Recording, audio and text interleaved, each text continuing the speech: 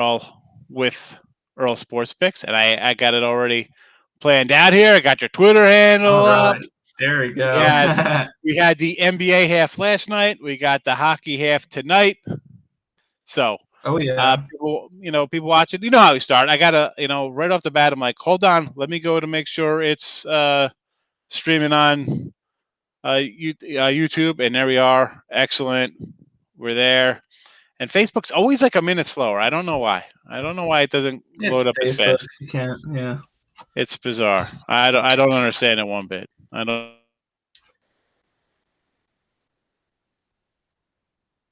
All right, he's frozen. I think it's just because he's on other sites looking at or checking to make sure everything was recording. So probably when he comes back, it'll stop.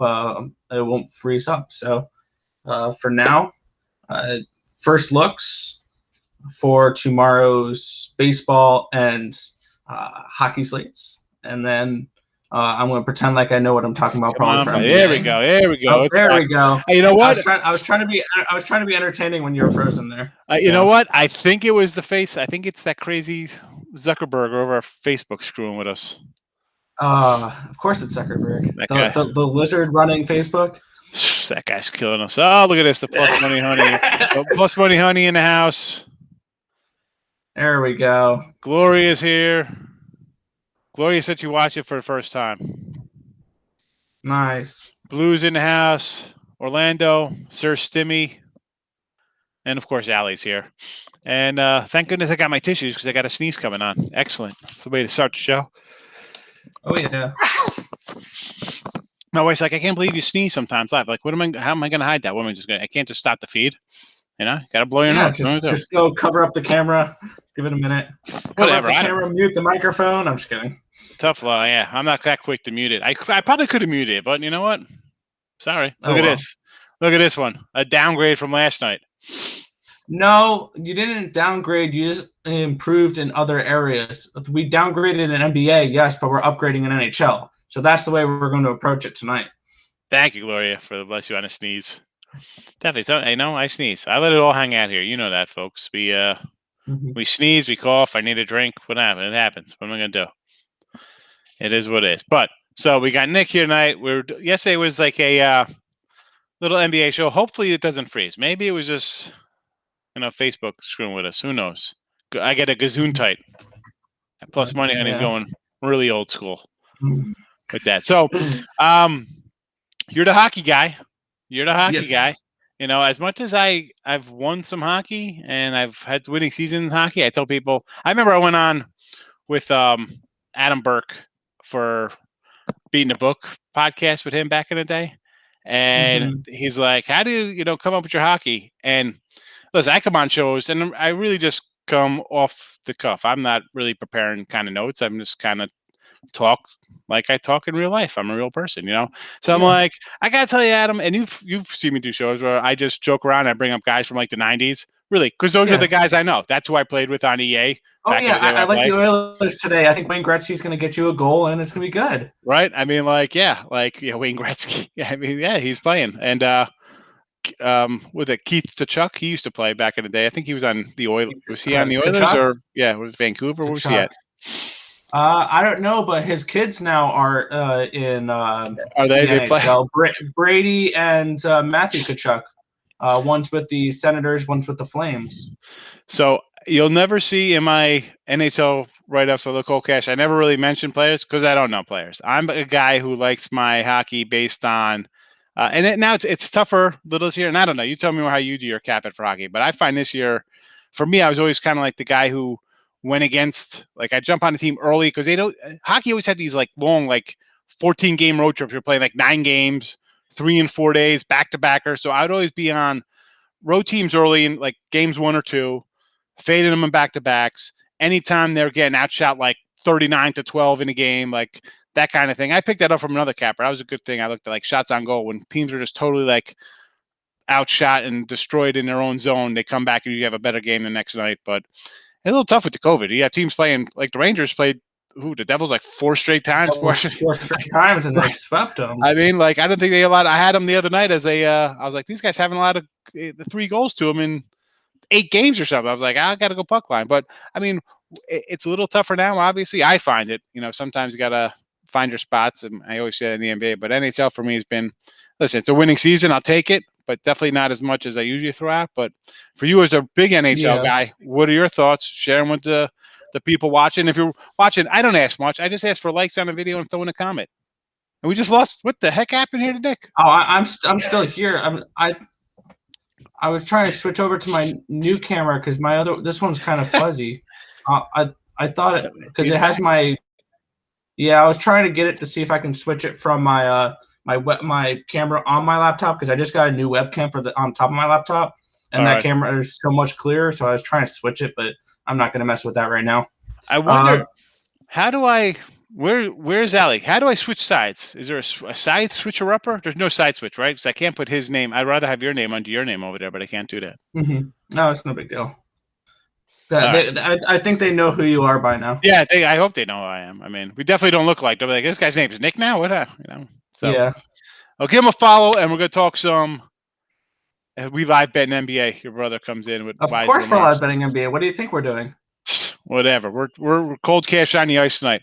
Fire away. Let's start with your little thoughts on how you go into it, and then we'll talk some. Whose first game up on Tuesday will be Bruins and Buffalo. Yeah, with a huge number there, like I think 260 probably, and a 5.5. But go ahead, fire away.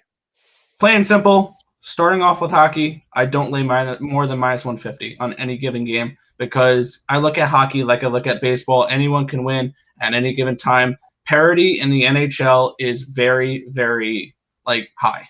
Like you can see one team win the Stanley Cup, and then the next year they lose in the first round, like stuff like that. So the one thing with hockey is anyone can win on any given night. So that's one thing I look at. So I never lay these minus 200s, and I also never lay money to lay goals. So if a puck line is like Boston tomorrow, let me see what it is at. I think they're like a minus 230 or whatever against. Yeah, I saw like 260. I saw Buffalo taking back 240. That's a big one. Honestly, I kind of want back Buffalo there. They've been playing much better lately.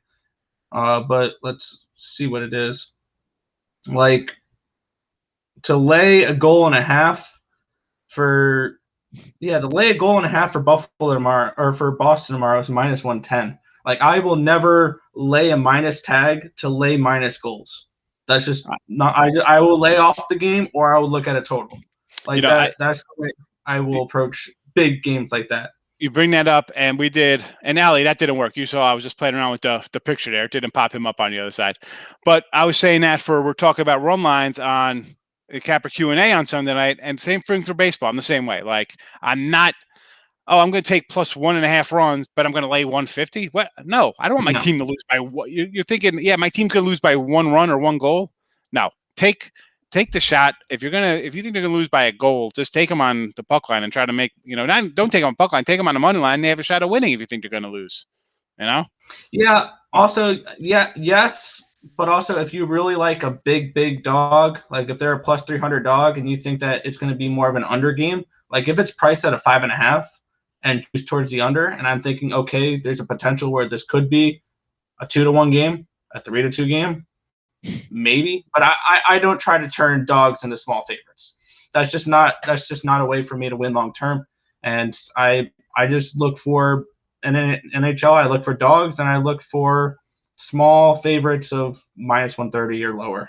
Like that's kind of where I look at. That's like my thing. Besides, not just hockey, but same in baseball because you start laying. These 240s or anything like baseball go maybe like the 150ish range. I mean that's top 160, whatever. If there's not a lot to choose from, but you can't be laying those kind of numbers because you got to come back and win 2 or 3 games just to get even. Yeah, no, and I never parlay at all. Like in hockey, it is so variant, so I don't live bet at all either. Yeah, so or I don't live bet, I don't parlay in hockey unless you're parlaying dogs. Definitely not live betting NBA, and I couldn't. I mean, would you ever think even live betting hockey? I would never even think that. Absolutely, you can live bet hockey. One way you can approach that is Let's take a look at the New York Islanders and the New York Rangers tomorrow. -122, plus 111 on my book. I may look to bet the Rangers plus 111 Yep. and hope they score the first goal, and then all of a sudden the Islanders in a live betting situation is a plus 110, plus 115. You can bet the other side, guarantee yourself some profit. That's kind of the way I look at it. If I look to bet it that way and just hope the dog scores first, that's kind of the way you can look to live bet games. That's, because people always ask me about live bet. I'm like, I'm not a huge live better guy. I just feel like you get sucked into that, and more NBA than hockey, because you brought up a good point. You take the dog for the game, and they jump out to a lead, and then you get the fave as a dog, so you're guaranteeing money. What I try to tell people here, just even taking dogs alone, people don't want to hear like, well, it's only $13 I'm winning. Well, okay, That's but $13 profit. That's better than losing $100. But people don't think like that, Nick. I say it all the time. People don't think like you don't give away $15 to somebody on the street every day. They don't think about splitting out a game and going 1-1 and making 12 or 15 or 22, whatever the case would be, any amount. It's not. Yeah. People look at it as like, I don't want that. It's not enough money. They think you should bet and win 100, whatever their bet is. It could be a quarter, it could be 100, it could be 5, it could be 5,000, whatever the bankroll is. But they don't think that little amount, whether it be $15 or $1.50, or I don't understand. I always say be happy with a day's pay. I mean, you're betting on a game that's 2.5 hours long.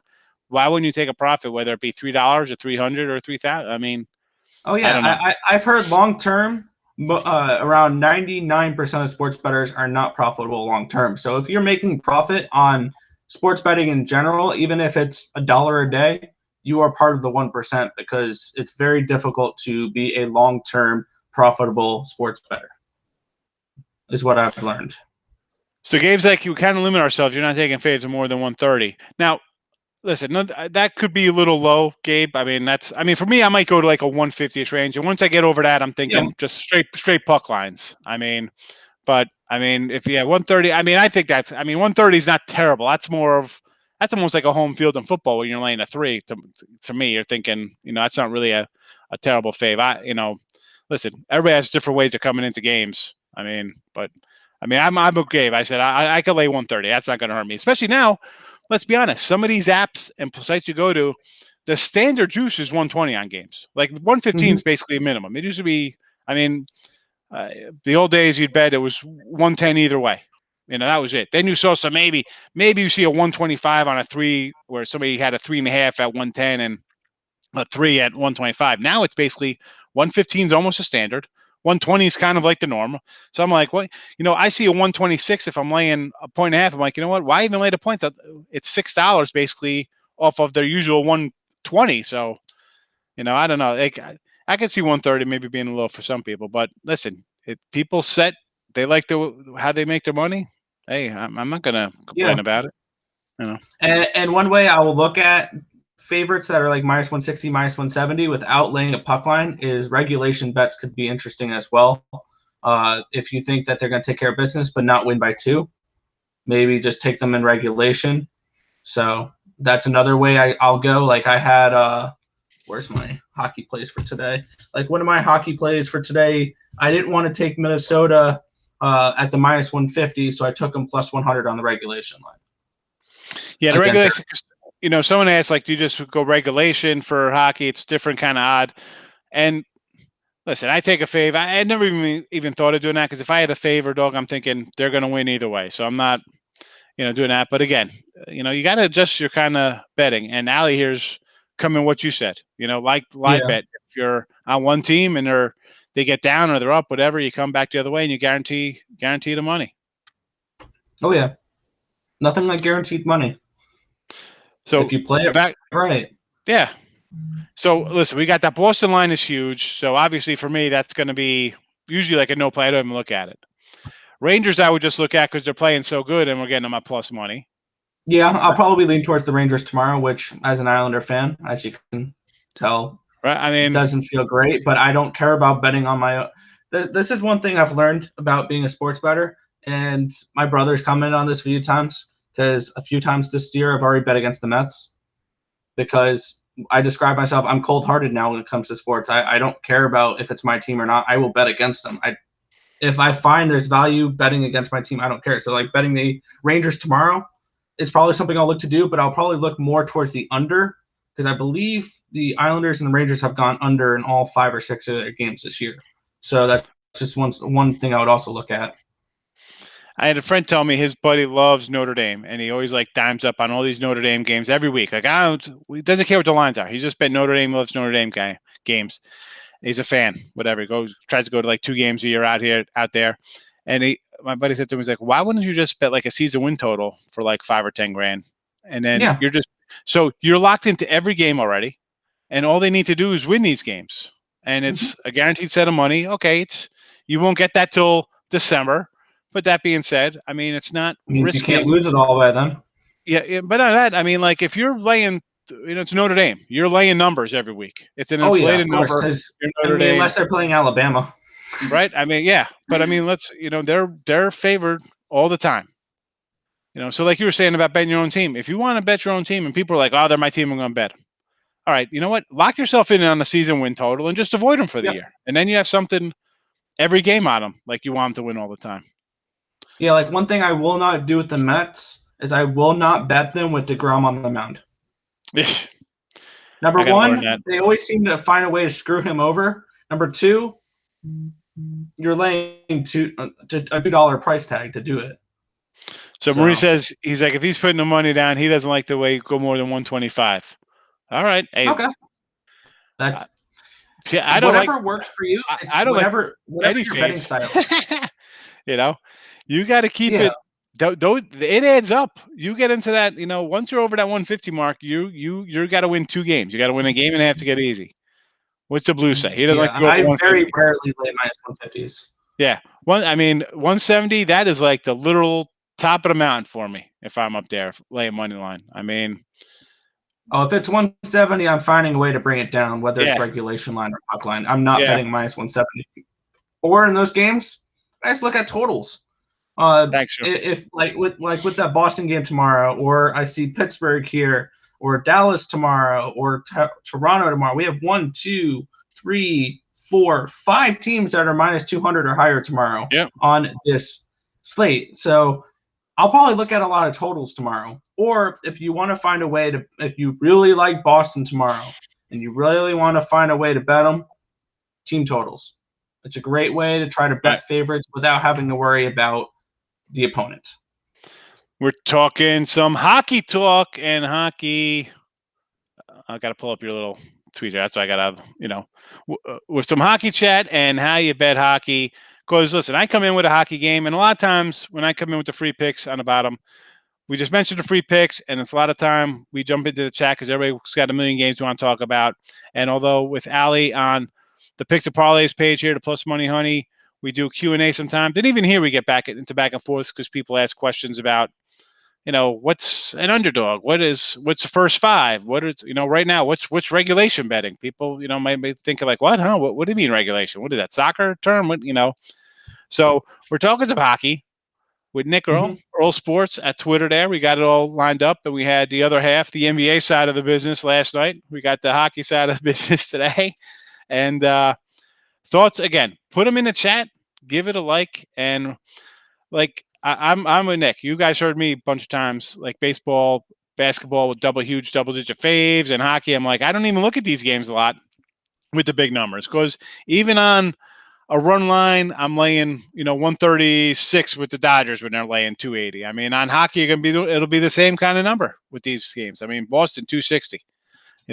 But you mentioned the team totals, and someone said them last night. We're talking about the Dodgers. Someone's like, well, if you think the Dodgers are going to win, bet over to 4.5 for runs, right? I mean, they're not going to win a 1-0 game. The offense is too good to be really held in check. So I guess your thing is almost the same lines with the ice, right? I mean, listen, Boston's favor 260. What's the team total going to be in that game? 3? I mean, is it going to be 3.5? Do they expect them to score 4 goals when the total's 5.5? What would that be in hockey? I've never looked at them. 3.5? It'd probably be 3.5 juice towards the under, I would have to say. Probably it would be 3.5 plus 110 or something like that. But there'll be some teams where it'll be 3.5 juiced minus 150. Wow. So it all depends. Like another team I always see, they're always the Anaheim Ducks. They're always 2.5, and they're always juiced minus 140 to the under. Like they're one of those teams where you can look at the dogs as well. If you think, oh, it's going to be Boston and Buffalo tomorrow, Buffalo's going to struggle to score. It's going to be an under type of game, and I like Boston under 2.5. Buffalo could be an option. They don't have any lines like that on my book yet for team totals. Those usually are in the morning. So you'll get that as you get more, I guess, goalie matchups and stuff like that comes out. You don't know. Oh, goalie matchups is another one to look at because if I'm expecting like one huge one, if it's the Tampa Bay Lightning and I'm expecting Andrei Vasilevsky is in net and they're giving me Curtis McElhinney, that's a huge difference. That's like expecting Clayton Kershaw to go on the mound and all of a sudden they're saying, oh, it's one of their bullpen guys. Like it's a major difference. Some of these goalies, that's another thing to keep an eye out because on back-to-backs, oftentimes the goalie that started the previous game does not start the second game. Yeah, so that's one thing to look at. Everybody's excited about Last Man Standing with Allie tomorrow. Last Man Standing with Allie. I know. I'm ready to defend my belt in that. So that's how I remember. I won the last one. Oh yeah, I won the last one using nothing but hockey, showing that us hockey people can win Last Man Standing as well, not just those NBA people. So I'm going to continue riding with my hockey tomorrow, and I'll probably find an NHL play to give for my last man. Gloria's telling Orlando to pack up the suitcase if he uses his lady's stimmy in lane 150. Gabe knows his hockey here. He says Boston's on fire and Rangers can't gain any ground. They have been playing much better lately, yeah. Yeah, one thing to watch out for. Another thing that's good at Boston right now is they just got Tuukka Rask back, which is great. So now they're not relying on Jeremy Swayman and Daniel Vladar in net. So they got their starting goalie back. Everybody's excited about Plus Money Honey. Plus Money Honey comes in, she steals all the thunder. Thanks, Allie. She's the GOAT. Why not? So, when I was coming on, I'm like, you know what? I said, I wrote down, I'm like, let me write down these hockey lines. And as you said, it's like just huge, Florida, 200, 220 for Dallas, 260 something for Pittsburgh. Just giant. Toronto on a road lane, 260. Yeah. So what you got? What I'm trying to go through and look at now is, are any of these dogs live? Is Toronto under 6? I kind of like the under there. I can see that. 6 is a big goal.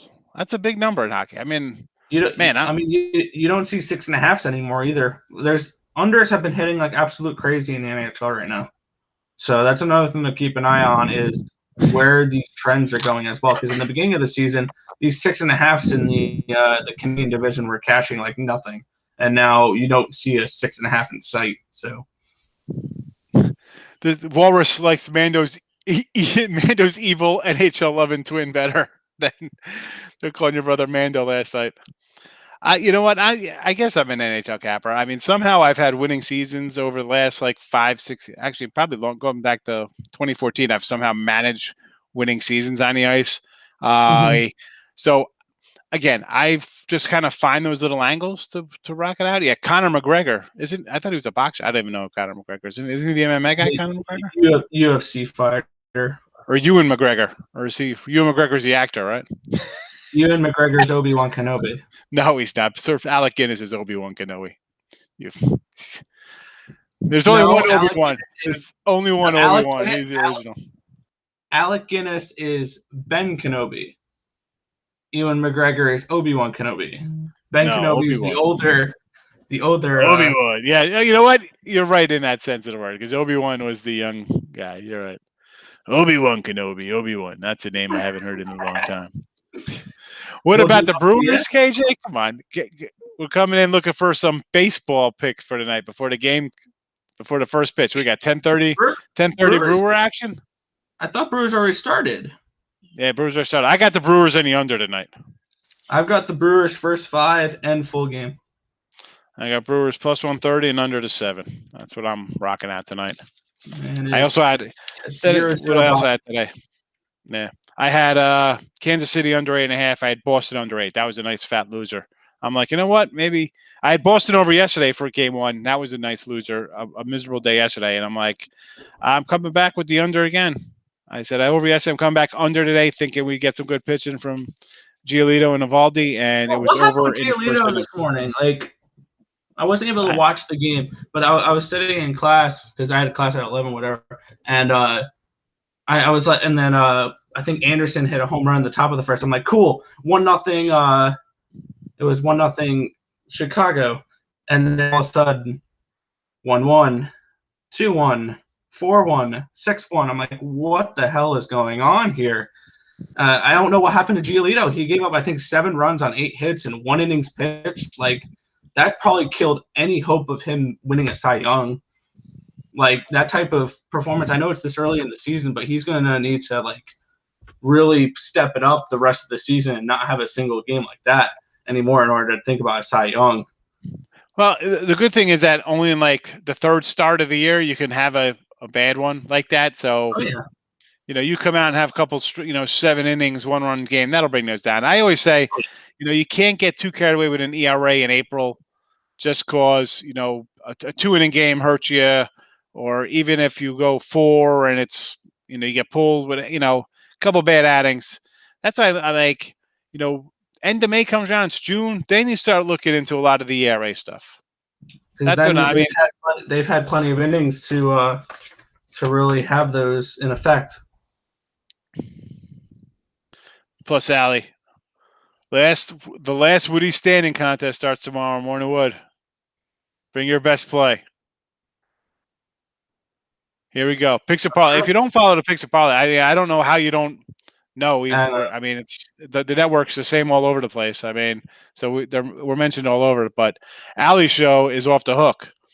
Allie. I mean, I got a llama. Allie's got a dry erase board the size of Fremont Street with 100 names on it from the people who come into the chat giving out picks. And Allie, we got to get Greg to start like sending out swag to people for winning. Like, I mean, right? I mean, give out some shirts. I mean, I hand out shirts like crazy in AC and stuff, but I'm getting a T-shirt for winning last, man. So. Like I was gonna say, I don't know if they give out shirts or hats or I don't know. I got to work on as soon as I get down. I'm a month away from being settled down there. I got my closing date for May. I'm like, I got to get because I want to set up my shop. I want to get my winning free pick swag going out. I'll be mailing stuff out to people. There's a lot of I get a lot of Texas people come in here like we're going out to eat. Let's go. I got to make sure I bring shirts for everybody. Jose Marmoleos just hit a 2-run shot in the bottom of the first. 2-0 Mariners over the Dodgers right now. I just got that score alert. Blues with the Brewers. Nerf bets. No run first inning bets. So no I'm not. Inning. Yeah, I call them Nerfs. Yeah, yeah, I'm not a big. I'm just starting to look into first 5 kind of stuff. I said, once I get settled more, I'll come in with more first 5 information and probably definitely kind of a player prop. I think, especially it'll be good because at that point I have 2 full months. You got April and May. I got 2 full months of action in. You can see who's hitting the ball, so you can. And this is where I see a lot because I've been just scanning them periodically. The players who get hits props on like DraftKings and different sites.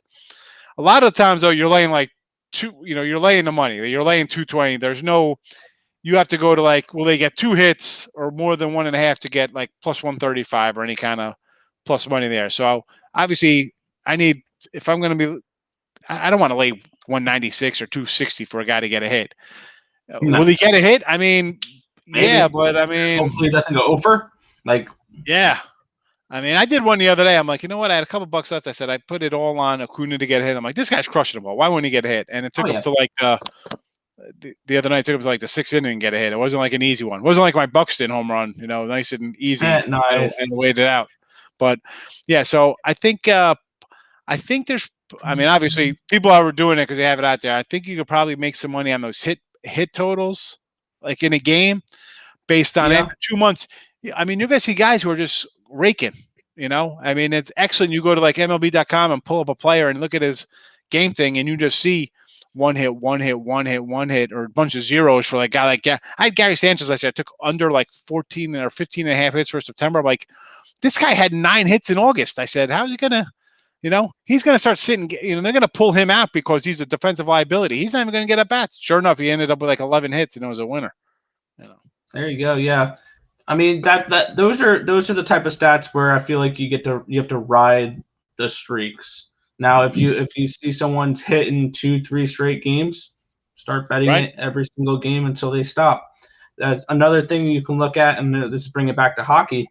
Is if you want to look for player props in hockey, just look at shots on goal props and look for the players that like the Connor McDavids or the Max Pasquarellis is one I really like. Andrei Svechnikov is another one where these are just guys who just shoot the puck. Max Pasquarelli is he's a forward for Vegas, and he's someone that he will just throw the puck at the net just to throw the puck at the net, and then at the end of the night he'll wind up with 5, 6, 7, 8 shots on goal, and you're like, cool. 8 shots on goal. That's like a guy. That's like you playing like NHL '96 on like Sega back in the day. Like 8 shots on goal. That's crazy. Oh yeah, Max Pasquarelli is one of those guys where he'll do that. Let me see if I have him right here. Let's see, shots on goal: 3-2-2, 4-3-2, 7-2, 1-1-6. Like he'll have those games where he'll have 6, 7 shots on goal. He consistently gets shots on goal, so he's someone I would probably look to bet. Now, unfortunately, with him, you'll get 3.5s. I was gonna say, because that's gonna be at least like a 2.5 or a 3 or probably for him if he shoots that many times. Yeah. But someone just said find those players that shoot the puck a lot. That's basically what you gotta do. Terry was like, "Oh, I saw Allie in here first in the chat. I watched her show." I think that's got to be the first person, Allie, that I've ever sent to you. Like everyone else I see in here is people from your chat. This is like my first person who came here and actually went over to your channel. Of course. Oh, let's get shirts. So Ali's got prizes. All right. Last Woody standing has prizes.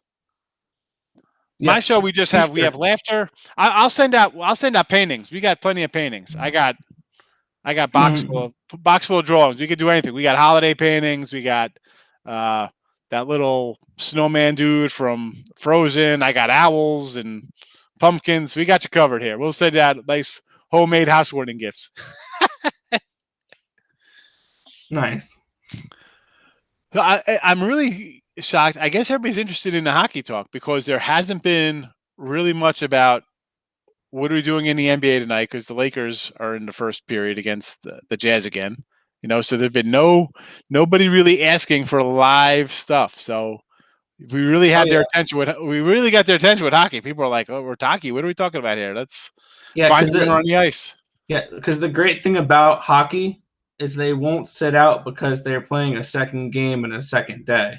They're not little wussies like that, like they are in the NBA. And these guys are a bunch of drunk animals in hockey, man. Oh yeah, it's hilarious. I saw a meme the other day where it was like the punishments for punching someone in the face. Baseball is like a 10-game suspension. Football is a 2-game suspension. Basketball is like a 5-7 game suspension. It's a 5-minute major. A 5-minute major, and you get to do it again next period. So I love hockey for that. Like people keep saying, take fighting out of hockey. Don't. There's a place for fighting in hockey, and it's to hype up the team. It's to send a message. It's when like the captain or whatever gets in a fight. Leveled, yeah. It's kind of saying, I'm fed up with the way that my team is playing. Let's get some energy in here. And this is sending a message saying we need to pick it up. So I mean, think about it, there's teams literally had guys who were just like the enforcers who'd come out like when their wings would get like jacked up along the boards, they'd send in they'd send in like the big gorillas like me would come in and be like, oh, this guy's like 6'4", 280, comes in, just like tackles somebody. It's like a fist. It's like Ryan Reeves and Tom Wilson's a ugly player like that. He'll go in and specifically come for your head. He's been suspended multiple times like that. He's like the Vontaze Burfict of hockey. So I go back to like the Ty Domi days. Like I'm like the 90 guy that your guys mentioned now. I'm like I've never seen whoever, like. Yeah, there was one movie where the one guy was brought onto a hockey team specifically to fight. Like that was his one thing. He was the goon of the team, and he was brought on. Oh, go kick that guy's ass. All right, cool. What's your favorite hockey movie? Is it Youngblood or Slapshot?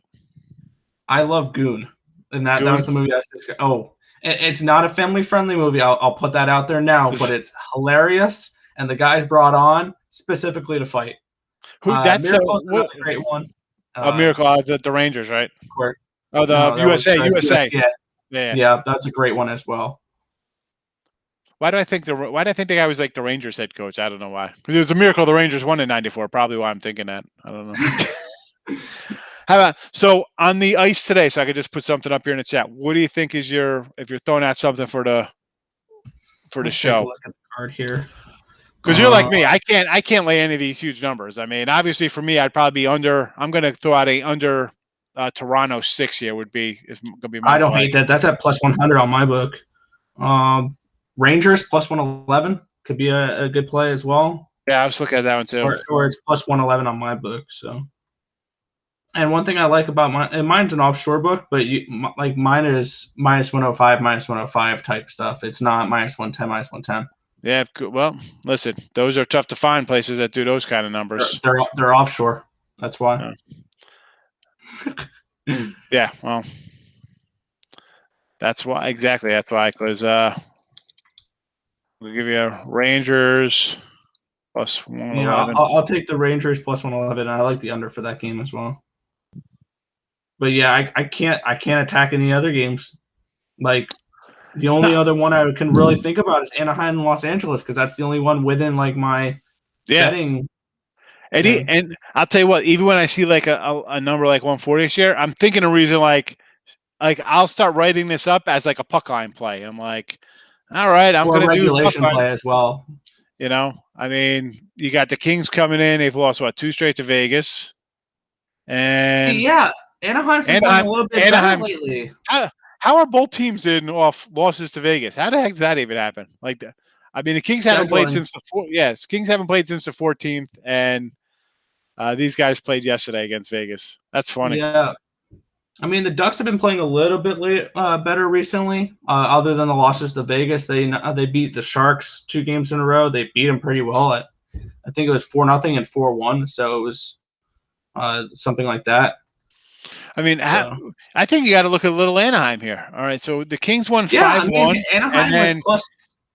Yeah, Anaheim won 6-5 in OT, and they won 3-1 back in February this year. So they've taken 2 out of 3. I mean, one's a bad loss, 5-1, but you win 3-1 and 1 in OT on the road.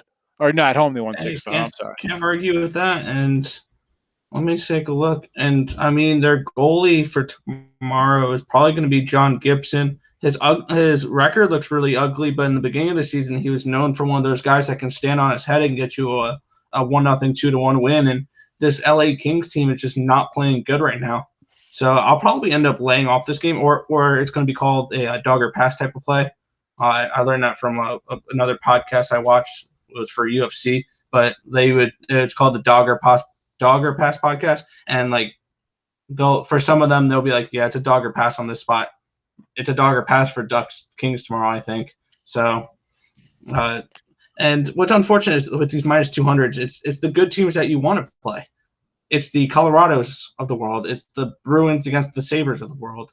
I mean, maybe you can look at the Devils tomorrow plus 230. I mean, they've not looked good recently, but at plus 230, like I feel like there's an opportunity. Like I have a feeling tomorrow when I record my video, I'm gonna have some type of plus 200 dog in there. I don't know who yet. It may be Detroit because Detroit took Dallas to a shootout tonight. So I just want to see who's the goalie for tonight's game. I think it was if it was Jonathan Bernier, then. We get into the Devils. I'll let you look that up because I'll talk about. So the Devils, we were just talking about them earlier on the show because they got beat up there by the Rangers. But let's look at like Pitt's last couple games. I mean, they lost to Buffalo 4-2. Terrible. They lost to Buffalo. That was they beat them before that in a back-to-back 3-2. You lost in a shootout to Philly 2-1. You beat New Jersey 5-2, but Come on, and 6'5". I mean, recently, actually, you got some wins here going back into April, like beginning of the month. But recently, a 4-2 loss, a 3-2 win, a 2-1 loss, and you beat New Jersey back-to-backers. And listen, they got one win their last 10, so it's not like New Jersey's been lighting the world on fire. But it's one of those spots where you like a team that's coming in playing 3 bad games in a row, laying. I mean, they're 260. It opened at 295. It's down to 266. Someone had to think I'll take the Devils here at this number. Oh yeah, I mean I don't hate the Devils tomorrow, and looking at it now, I just saw who was playing goalie for Detroit tonight. So that means it was Thomas Greiss tonight, which he's the backup. He's not looked good at all this year. But Jonathan Bernier is going to be in net for the Detroit Red Wings, and on a really bad Red Wings team, he has a winning record this year. He's 9-8. 913 save percentage, 2.93 goals allowed per game. I don't hate Detroit tomorrow. As crazy as that sounds, I mean, I like Jonathan Bernier in net, and it's going to be him because Greiss went tonight. And it's probably going to be, I want to say, Jake Ottinger for Dallas, which is their backup. So it's going to be the starter. My guess is going to be the starter for Detroit and the backup for the Stars, if I'm not mistaken. And that's, I tell people, I said, sometimes it's not, you take a shot with a dog, it's not really going to hurt you because you're going to catch a dog every once in a while. And you're catching a $2 dog. Like you're making me a case here. Like I said, I kind of like the Toronto under there. But if I like anything here, if I'm going to be on a big game, if I'm not just taking the Rangers with you there, it's the Red Wings tomorrow. Yeah, I think it's got to be the Red. I mean, you can't bet into New Jersey. They've just been disaster lately. No, they've been playing terrible lately. But Columbus, the same too. Columbus is, lost. Columbus is an absolute joke. If you want to bet Columbus, bet them in the first period because somehow it feels like every single game they start up 1-0 and find a way to lose 4-1. It's every single game, and I backed them so many times, and I was like, "Oh, cool, 1-0." They tie it up 1-1. I'm like, "Okay, this bet's over. It's over." Oh, it's 3-0 Mariners now. Cool. Of course, I got Dodgers run line tonight. Oh, I bet the Mariners at plus 175. I saw that. I was like a little bit of value. That's a big number. It was Suns win. That's good. Suns were the free pick today in a video. When I did the show last night, we had the Suns. I was looking at the Suns today, and I felt like that line was so trappy because they're one of the best teams against the spread this year, and they're one of the top teams in the NBA, and you're getting points with them. It just felt something was off there, and apparently nothing was off, and they cashed. So cool. Well, I liked them. They got. We had them the other day in the chat as they were, I think, like 9.5-point faves. They went off further, and they lost by whatever. They got shellacked. So tonight, I'm thinking, you know what? They're big opponent against the Bucks, right? Sexy team. Time to get up and play. You're in off a bad loss. And they're actually a team I'd bet on because I think they kind of want the 1 seed. I think they're playing hard. It's not like team resting guys. Phoenix wants that 1 seed, yeah. So I'm Devin like, Booker is going to be someone that's going to push for that. I'll take my 3.5, and it came down. Your brother's like 2.5 here in the chat. So hey, I was happy. I got a 3.5. They opened at a 4.5. So all the way down. So that line was bet down for good reason. I mean, they were bet all the way down to 2.5. They won the game. I mean, that's a nice little dog there. If Columbus gets on early, yeah, they're a team where if you want to bet them in the first period and then leave them alone after that. That's just the way to go. Bet them in the first period, and then wait for them to go up 1-0, and then you can bet the other team so they can give up 4 straight goals. Tortorella has lost that team. Patrick Laine has not looked good with Columbus. Roslovic, he was part of that Laine trade, and he looked good in the beginning, and then he struggled since. Like this Columbus team's a mess. I think I would have the Sabres ranked higher than them in a power ranking. The Red Wings. Columbus is one of those teams where I'm off for them the rest of the year. I mean, unless they're a plus 200, I think they might have a remote shot. Then maybe, but I'm not going to be backing this Columbus team anymore. You can get Florida plus 125 in some spots there. I see plus 115 to plus 125 on the puck line. No, thank you. No? I'm not a puck line guy. I rarely ever lay puck lines. I don't know what it is. I just don't like laying 2 goals. It's just. I as bad as you're Relation. saying they're playing, it should be like, you know what? Why can't this game be a 4-1 game? That's the case. I'd probably bet the under. All right. What's it, 5.5? Yeah. 5.5 juiced -110 to the over, plus Yeah. 100 to the under. So I'll probably look to bet the under in that game, if anything. But I mean, looking at what's the score for tonight's game, because they've gone coming into today's game, they went over in 4 of their 6 games, and they went over again tonight. So they've gone over in 5 of their 7 games. So potentially an over. I don't know. Yeah, 4-2. We got to check to see when did they score in the third period? 2 goals in the third. 18:38. 18:38. Florida punches it in. So a minute left in the game. This Columbus team has mailed it in. They're looking for a number 1 overall pick, honestly, at this point. Blue here says under 1.5 goals first period. Red Wings Stars tomorrow. I'd have to look more into that. That sounds about right. Those are 2 very low scoring teams. I wouldn't be surprised if I saw 5 as a total for that game. It's a 5.5 juiced heavily to the under. Okay. Do they have first period numbers? No, they don't have first period in my book yet. Yeah, but I mean, first period under 1.5, you're probably gonna have to lay -135 for that. But yeah, I can see that. These are 2 teams that I think Detroit's 31st in the league and Dallas is like in the 20s for scoring. So these are 2 teams that don't score. Plus they're gonna plus Detroit's gonna have their starting goalie tomorrow, and so the Senators just scored 2-1 Sens. I got them at +180 tonight, or not +180. Was it? I love your scores just come in all over the place. Oh yeah, I get alerts. I set it up so I have the MLB app and the NHL app. I get alerted every single time a run is scored. I get alerted every single time a goal is scored. That is how I follow my bets for most nights when I can't watch the game.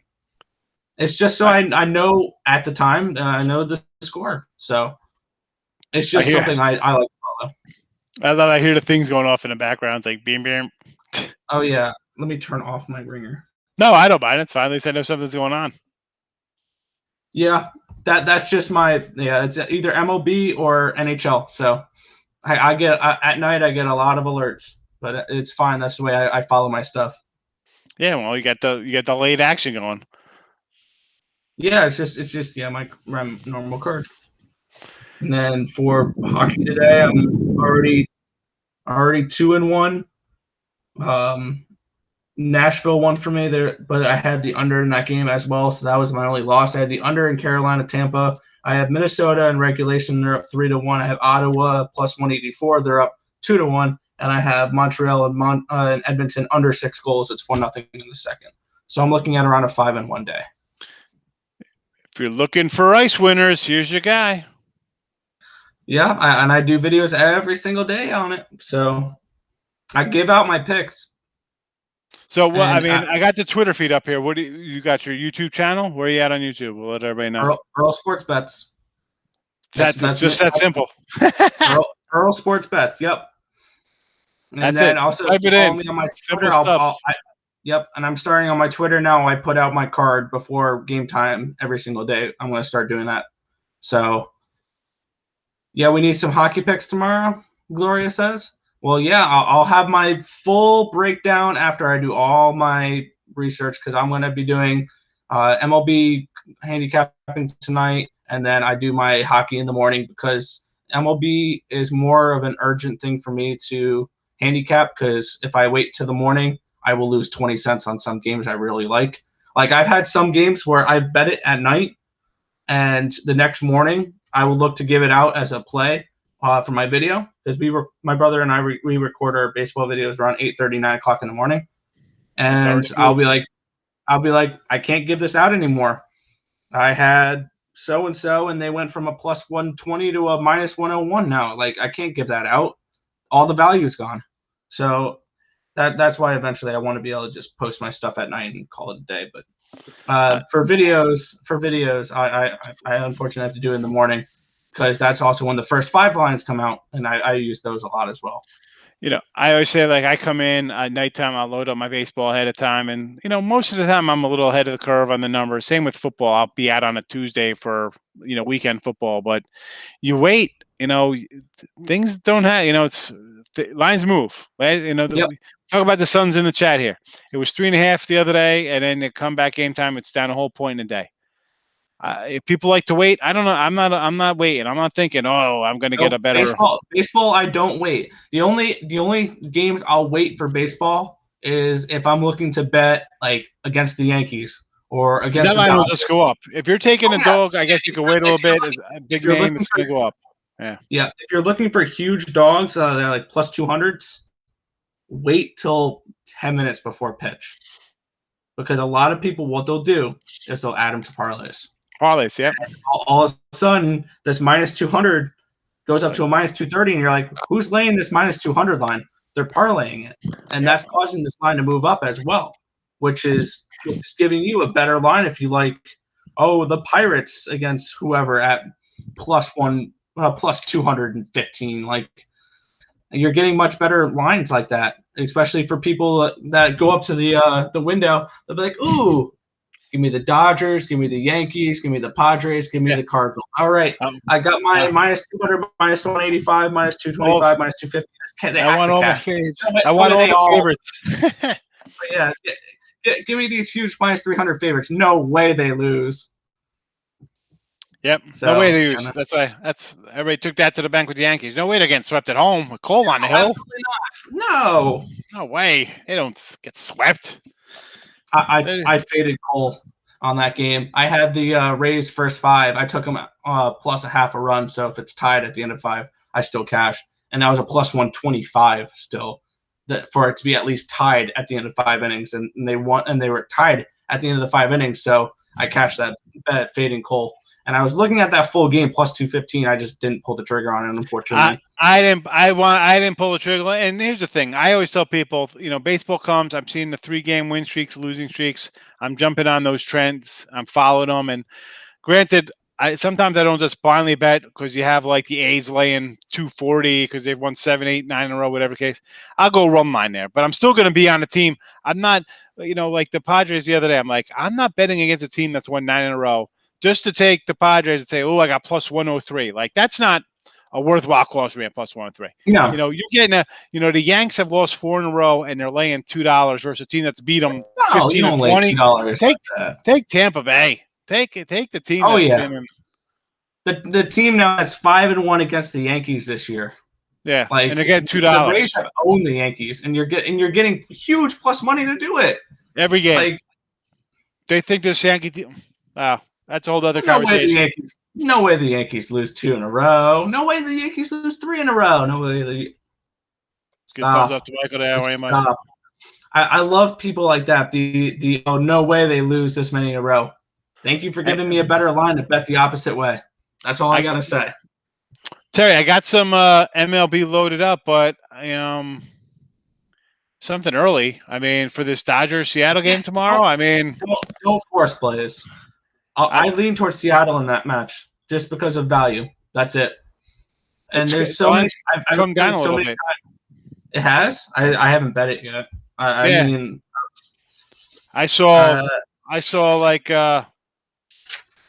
I see actually no, I shouldn't say that because I see numbers from like 197 up to 230 on this game. So you could find something in between. But I see the take back at plus 175 in some spots. So the take back's the tricky spot because you're going to see the numbers are going to be depending on the book you're going to see like huge spreads between the two. It used to be nice $20 spreads were pretty much the norm at the time, $15. Now you see some huge ones.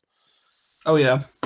But I don't know if I want to lay this kind of number with Urias, I don't know. I mean, well, you're right. I mean, he looked good last year, but I mean, Marco Gonzalez, I'm not super high on him, but I'm gonna fade him every game type of thing. Plus, Seattle's been playing really, really well lately. There's another thing you have to look at. Yeah, I said today, so I took Dodgers run line. I'm like, you know what? Dodgers are still going to score some runs. I'm not high on Justice Sheffield. Even this game. I mean, let's be honest. It's the 3rd inning. I mean, it's 3-0. Yeah. Can the Dodgers score some run here against Justice Sheffield? I mean, do I think they're getting shut out? No, I mean the No. Mariners have been playing way above their means. I mean they've won 7 of 10. What are they? They're in first place. Let's be honest here. Let's just stop the show and raise your hand here if you had Kansas City lead in the Central, Seattle lead in the AL West. I mean, who had these? Who had that? And Seriously, who anyone had out there raising Cincinnati? your hands, put it down now. Yeah, I mean, come If on. you I mean, did not have them. and I was high on KC all year. I was high in their offense. I said, I think the team's going to be able to score. I like the over. Did I think they'll be in first place here? No, I thought the Twins and White Sox would be fighting for this, and maybe Kansas City steal some wins because I'm not that high on the Indians. Who had the Yankees in last place? I mean, I didn't think they were going to be bad. I thought Tampa Bay would be top, and then you'd have Toronto, and I thought Boston couldn't be as bad pitching wise as they were last year. But again, so I'm thinking I'll take the Dodgers here because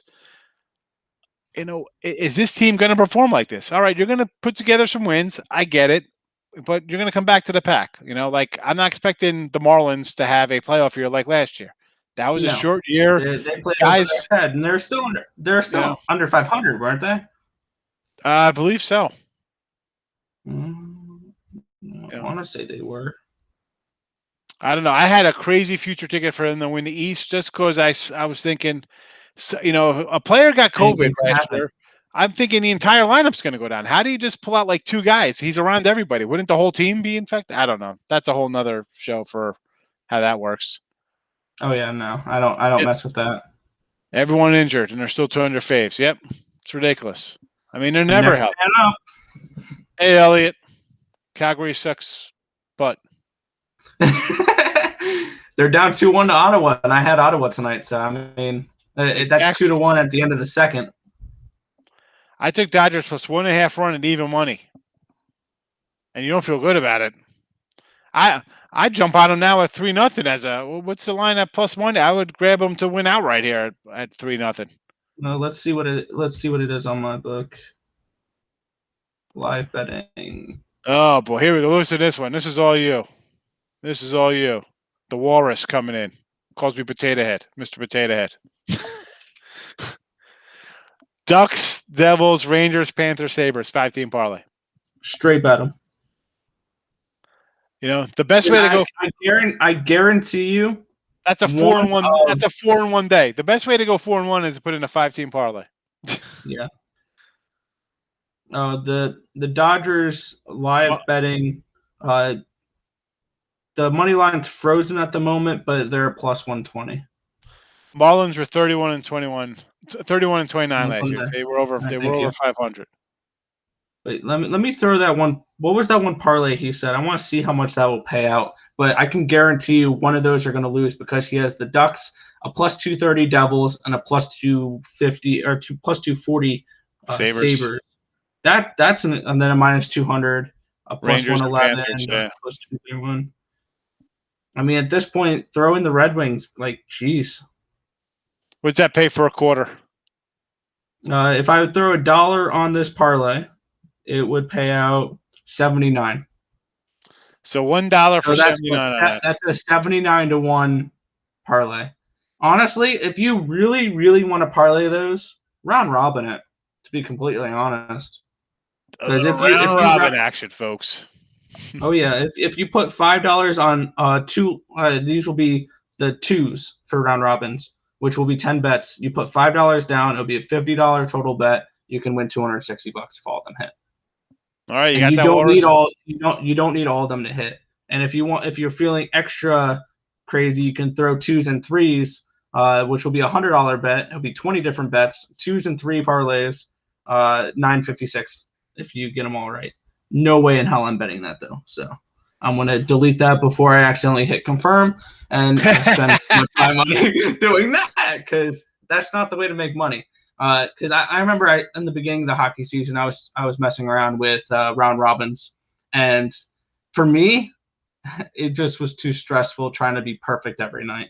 And the thing is, I was either making $150 a night or losing $150, and I didn't like that.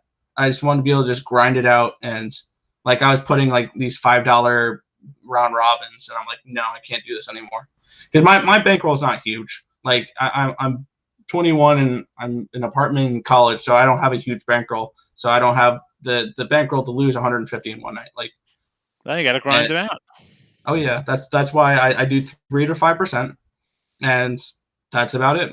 Like my max bet right now, yeah, it's 5% my bankroll. That's all That's I'll yours. do. You need the White Claw money.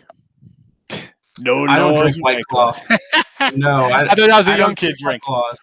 My son No. loves White Claw. He's 12. Nah, I'm like, No, I'm not a white girl, so I don't drink White Claws. But he asked me, he's like, when we get to the new house, can we crack open the Johnny Blue? He asked. I was like, whatever, son. You want to try the Johnny Walker Blue? Knock yourself out. I got bottles. I'd never had it before. I'm like, I opened up. It was like turpentine. I smelled it. I was like, oof, put the top back on this guy. It's nice to yeah. display. Nice to have like a 200 bottle liquor that you don't drink. Oh yeah, no. No, I have I think a bottle of Pinnacle here, and then I have a couple jars of moonshine and then beer. That's about it. So, Tara, you should have, if you're on a 3-day pass, you should have the games. I loaded up 3 games already for tomorrow. You should have those games that I just loaded in before the show. They should be games already up there. If you brought a package, you got them. They should be emailed out to you already. What is it, Elliot? With the oy vey.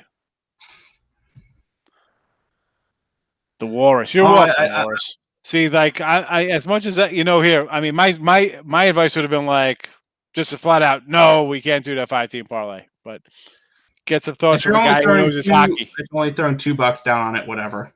Like, if you're having fun with it, if you're betting for entertainment purposes only, and you're not betting to make a living, then $2 parlays, whatever. If you're doing it for entertainment, why not? But if you're doing it, if you're being serious about sports betting and you're trying to be profitable in the long term, can't do that. No parlays. Plain and simple. I don't even parlay big favorites like that. Like, that's just not something I do. I've said it multiple times. I'm sure you've probably seen me say in the show. Like, I mean, for parlays, I'm just like, no, like you can't. I mean, I get people want to have fun. I get it. I do it myself. And I'm pretty damn disciplined compared to people come in who are just want to just have asking plays for everything and everything. You can't. I mean, do I do it sometimes? Yeah, it's like and I see like, oh, it's and they're random ones I throw in there. It's like $35, like 42 cents, whatever it is. I'll knock it off 100 or make it even 50, like round numbers in my. Oh yeah, you'll round it out to 0 cents on there. To zero, like, yeah, exactly. Something crazy. But then all of a sudden you start adding them up. 87-cent parlay. Yeah, whatever. Screw it. Like, you add up a couple of those. They're $30, $20, 80 cents, whatever they come out to be. That's a couple $100 a month, at least for me. I know it's random things because it's like 27.88, could be 54. Like one day, I'll put a 54 one in on like a 16 or take a shot for $4,000. They're not in. It's someone. I think it was like this guy Brandon Bierce comes in here every once in a while. He just throws out some funny but thing. Like I said, the best way to go 4-1, or he said the best way to go 3-1 on a day is put in a 14 parlay.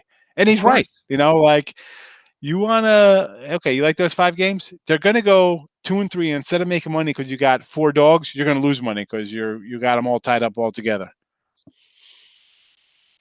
Vegas keeps the lights on parlays. Yeah. Teasers, money lines. That's why whenever you see a commercial for DraftKings or FanDuel Sportsbook, check out these the same game parlays. Cool, whatever parlays. These like triple your money. Yeah, no, don't. Not that I was ever a same game parlay guy, but like I'd call in the game and be like, all right, for football back in the day, call in and be like, all right, I'm taking Dallas any over, give me the Eagles any on, you do same games, but it was always straight. It was never like I'm parlaying them. Although my Monday night standard was like dime, nickel reverse on like the Monday night game, whatever it was. It's like side total, nickel reverse. I try to jump out with a $4,000 winner on a Monday night. It was good because I was, just a waiter making about $1,000 a week. It was a busy restaurant back in, 90, 94, 93, whatever. The old days. You guys before half the chat was born. You guys were running around watching Rugrats on Nickelodeon. Talk about getting slimed on or some nonsense. Whoa. Let's hold on a sec. I saw a lobster roll somewhere. Where's this place at? I had lobster. I'd like to have a lobster roll. I mean, I wouldn't reject it. A year ago, I'd probably eat like 10 lobster rolls. Now I just have one. I'd probably take it off the little piece of white bread and just eat the lobster. I can't. I'm trying to get my girlish figure back. There you go. What is that? What is Elliot saying? Oh my goodness, Elliot. Elliot's acting crazy tonight. Plus money honey with all the fans in the class. Everybody loves the plus money honey. Of course. No, everyone loves some plus money. Yeah, Nickelodeon. Nickelodeon was crap, bro. It's crap. Here we go. Here is the queen of parlays, Wilhelmina. Four. Let me tell you, single bet them. There you go. Single bet. So if you don't hit the parlay and you hit 3 out of 2, you're good. She hit the other day. She's like, oh, I hit all these. She always hits them. I don't know. Good for her. Yeah. Exactly. I heard like a lobster. Everybody's ears pop up. Oh, right. Oh, must be nice. The Hamptons. This guy. That's high class.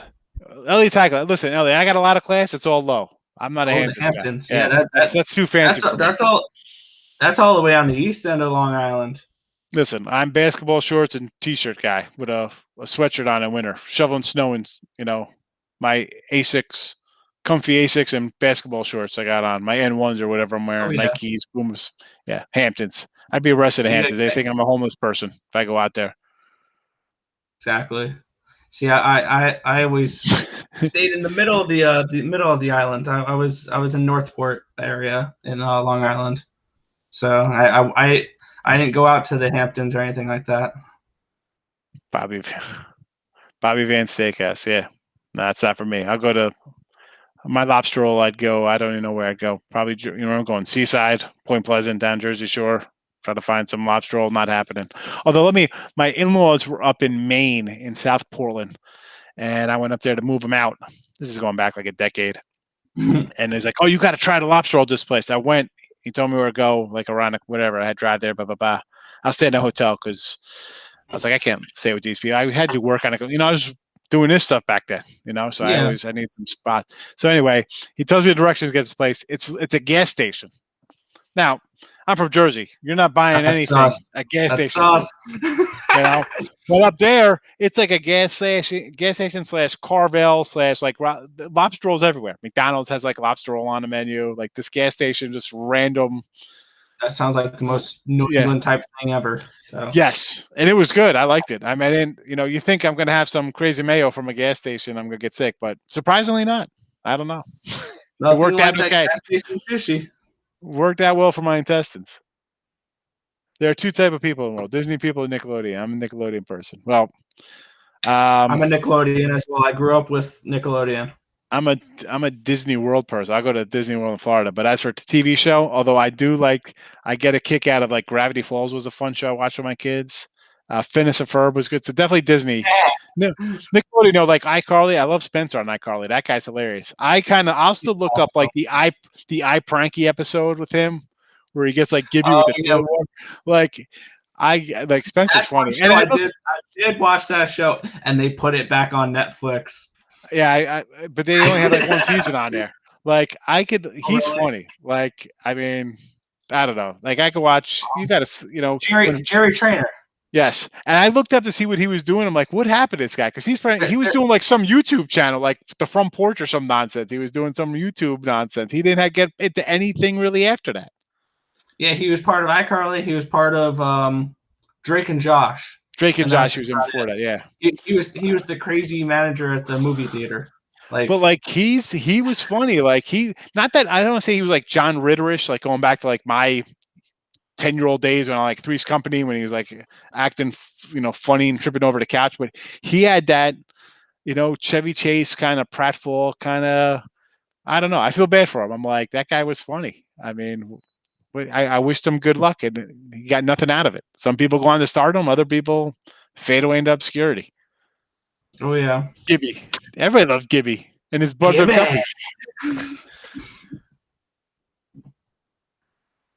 Nickelodeon's terrible. There's not even a good show on Nickelodeon. Oh, the shows on there now are I don't watch it, but back in the day when it was Drake and Josh, iCarly, SpongeBob, like all the OG shows of Nickelodeon. Clarice Explains It All. See, because you guys are a little younger than me. Well, you're a lot younger than me, but like my cartoons were like the Sunday Cartoon Express on USA Network. Like I had Saturday morning cartoons. I had the Smurfs, the Littles. I watched, I had G.I. Joe and Transformers after school during the week. I'd watch back to back, I wasn't a big He-Man guy, but G.I. Joe and Transformers I loved. I got the DVDs. I got the original DVDs. I loved it. Look at this. Here we go, Brandon. I was just talking about you, Brandon. I said like you come in with funny messages all time. Like your best way to go 3-1 on a day is to have a 14 parlay.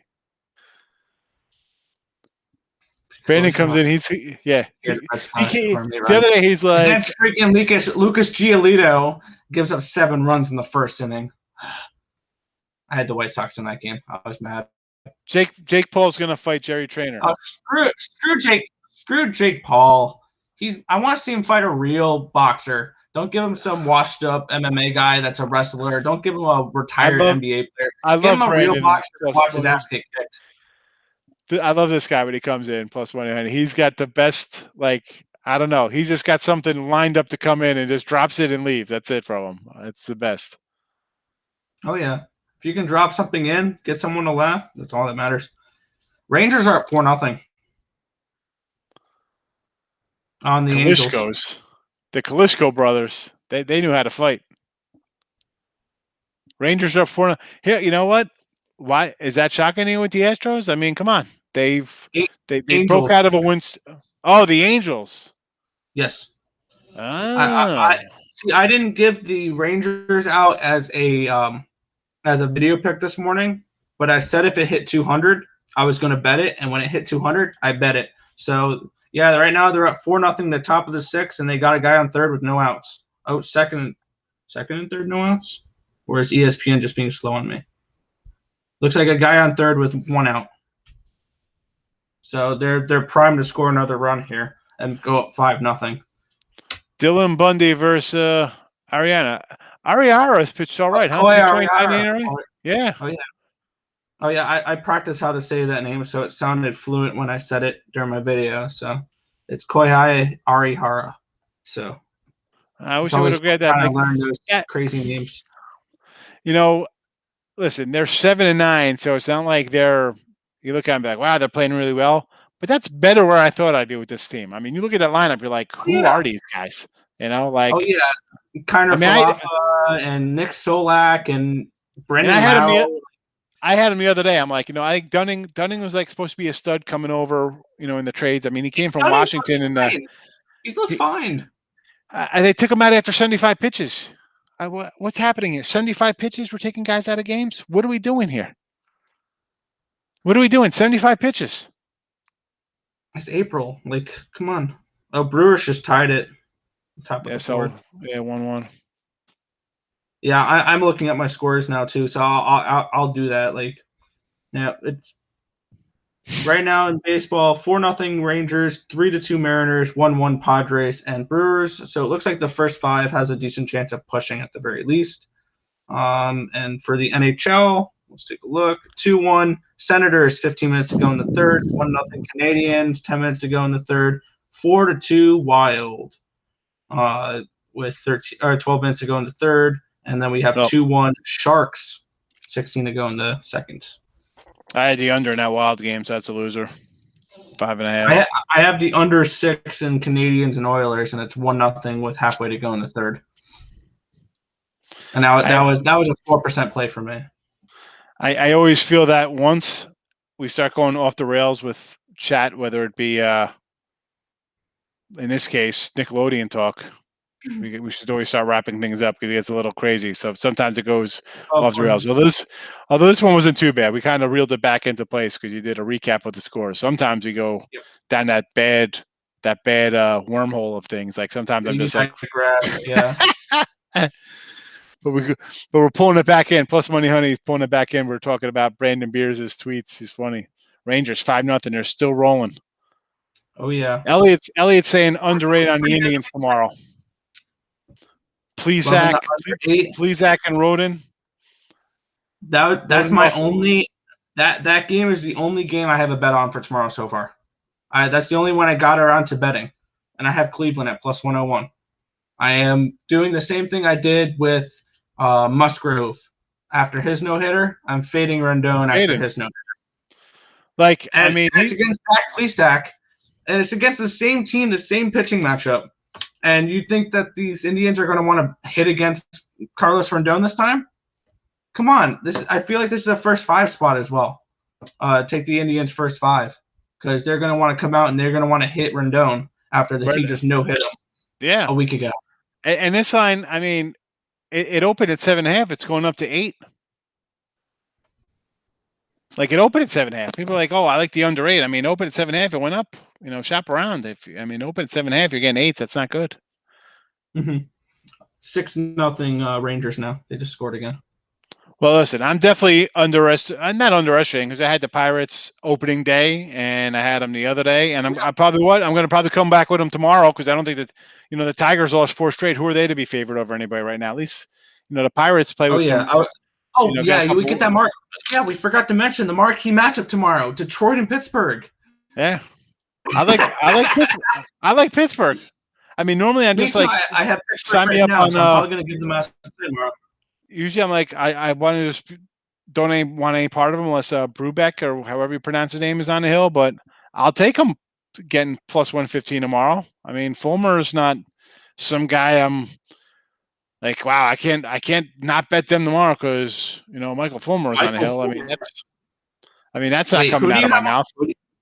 Who do you have on the mound for Pittsburgh tomorrow? Isn't it Anderson?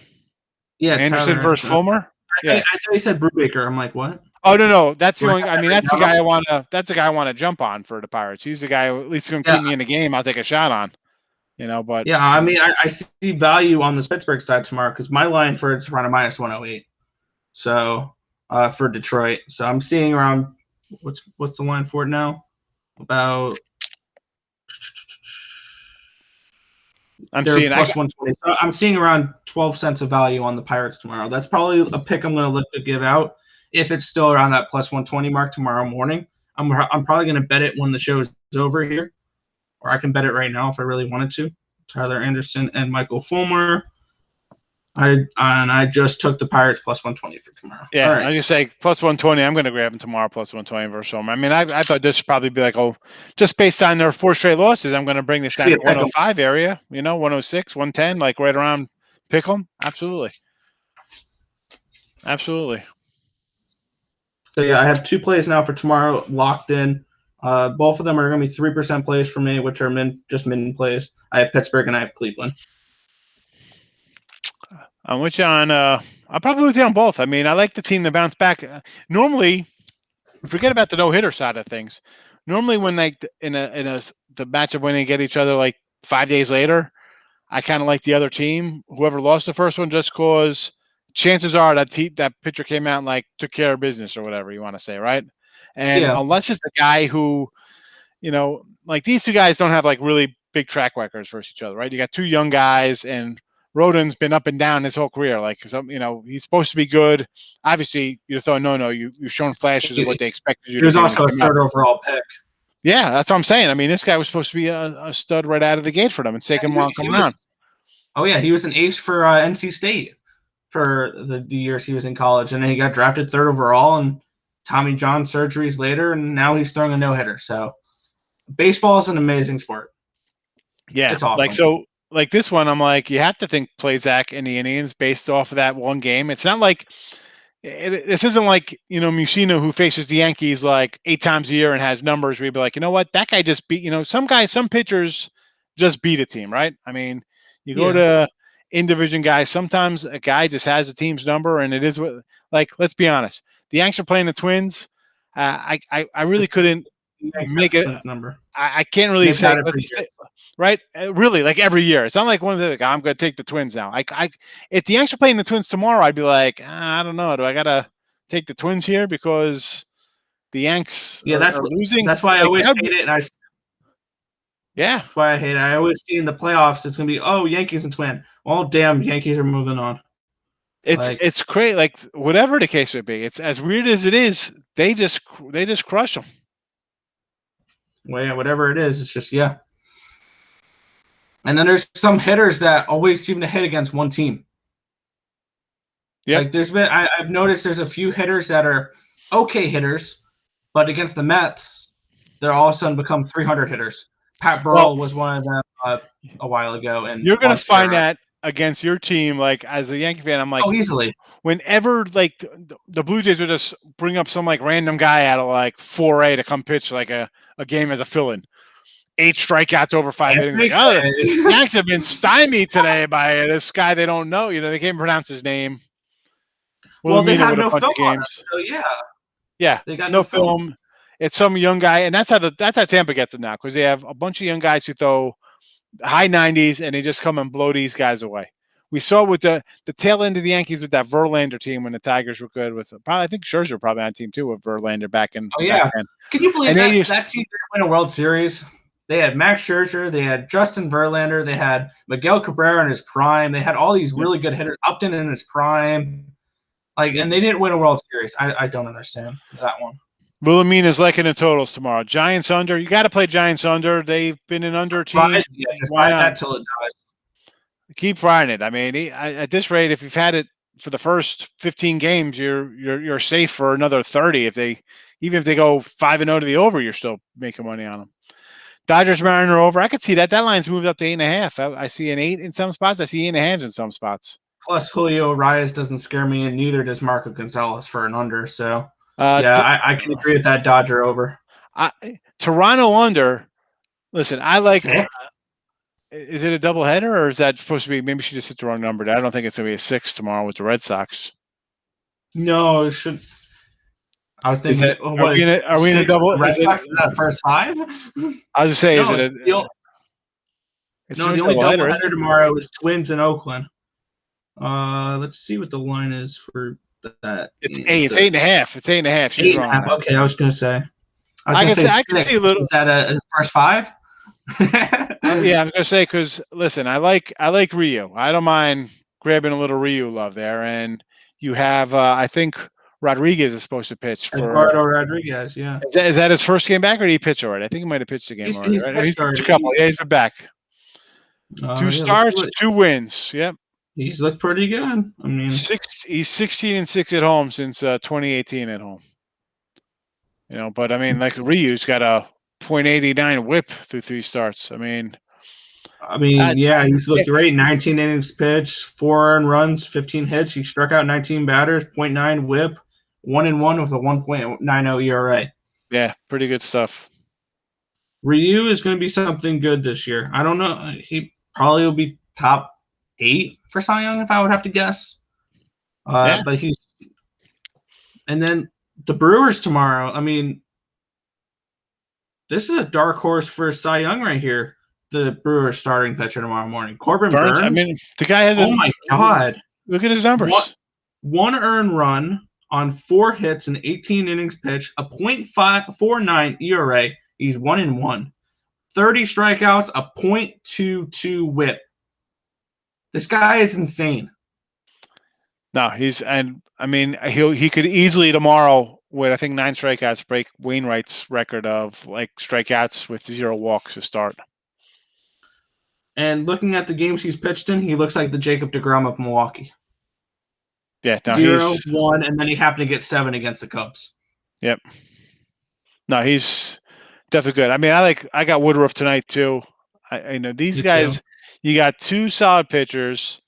You have a good bullpen. For me, the Brewers, though, as much as I got them to win the Central, I'd like to see them make a trade for a bat. Like they got to get some kind of thumb.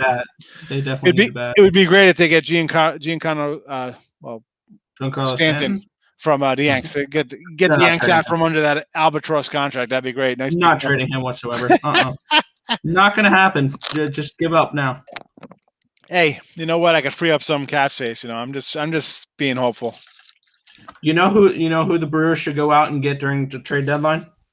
There's 2 names that come to mind: Anthony Rizzo, Chris Bryant, because the Cubs are going to suck at that point, and they're going to be sellers at the trade deadline. They're probably going to get rid of either Bryant, Rizzo, or both of them. possibly Baez. Like they're gonna be dumping players because I think they're gonna be really bad. So I think that I mean I wouldn't be surprised if you saw Chris Bryant in a Mets uniform by the end of the season here if they try to improve at the third base position. Like this Cubs team, I'm low on them. I wouldn't be shocked to see both of those guys playing playing the corners for the Yankees, both of them. Oh yeah, absolutely. I mean, like, I wouldn't seriously. be surprised if they went out and spent money into that. Here you go. Go ahead. Take Clint Frazier back. I mean, I saw somewhere they were saying trade in Torres for Story. You know? Oh, I mean, Story's not making it past the trade deadline in Colorado. They're going to dump him like they dumped Arenado. That he's not going to last there. No, I mean, obviously that's and if it's why they have to trade, because if they hold on to him, they're just going to get fleeced again because everybody knows you're going to trade him. Exactly. It's gonna be like trading for damaged goods. No, they're not going to give you much for them. They know you're trading them. You're going to get nothing back. And haven't you seen that play out before with what you got back with Arenado? Like nothing. Yeah, I mean, and you had to take over his contract to do it. Colorado is paying Arenado to play in St. Louis this year. Playing Yankees is like playing Duke or Kentucky or bandwagons. Yes, you play the bandwagon team. You play against them. Those are public teams. Yeah, it's the same thing with the Lakers. It's the same thing with the Leafs and the Canadians. They're always higher than they're supposed to be. I mean, if you're in Vegas, the Knights are always higher than they're supposed to be. Like it's all those teams. The public teams are always going to have a little juiced in numbers to them. Baseball's so romantic. What is this? What is this? Bull Durham? What's going on here? White Sox run line for me. Please, I got kind of adding, bounce back from last time out. White Sox bats should feast. I disagree. Well, I mean, I think we get 6 solid innings out of Plesac tomorrow. He's going to go. I just don't like innings, no runs, 3 hits, 8 strikeouts. I just don't like backing a guy who just threw like the no. Like I'm automatically against that, But and the thing with Cleveland is okay. Yeah, they're going to want to bounce back, but they're offensively they're terrible. They're a bad offense. Yeah, they're not a good offense, which is frustrating, but because they got pitching for days. I mean, their pitching stats are phenomenal. They've got one of the best team ERAs in the league. They got some of the better pitchers. Shane Bieber. I mean, Plesac is not a terrible pitcher. I think he's going to be fine. Savali is a decent pitcher. I'm high on Tristan McKenzie. I think he's going to be pretty decent. The only thing is this team just can't hit. So maybe unders for them. That's the thing. You guys, my buddy Scoop, can't win if you can't score. Yep. You got to be able to put runs across the plate, and these guys not doing it. I think under, obviously, you got to look at here at 8. I guess you'd have to think about taking the under. Yeah. I think the under is in play because Cleveland is going to struggle to hit, and I think Zach Plesac is going to bounce back after that last performance. I think you got to – I mean, also this Cleveland bullpen's really good. I think they're one of the top bullpens in the league. So it's just one of those where you just – this is, I think, a great spot. Plus, Cleveland's at home, and Chicago just played today. Like, in Boston, they're going to be traveling. So, I mean, I can see a nice bounce-back spot for Cleveland here. Marlins versus the Orioles and Matt Harvey. Neither it's on the hill for Marlins, who's quietly been pretty good. He's been all right. He hasn't been terrible. More last year than this year. Miami. Yeah. Like, are you comfortable laying with Miami with no right? Who'd they lose? Marte against the Dark Knight. Think Dark Knight bounces back? No. I think Matt Harvey's out of the league by All-Star break. Really?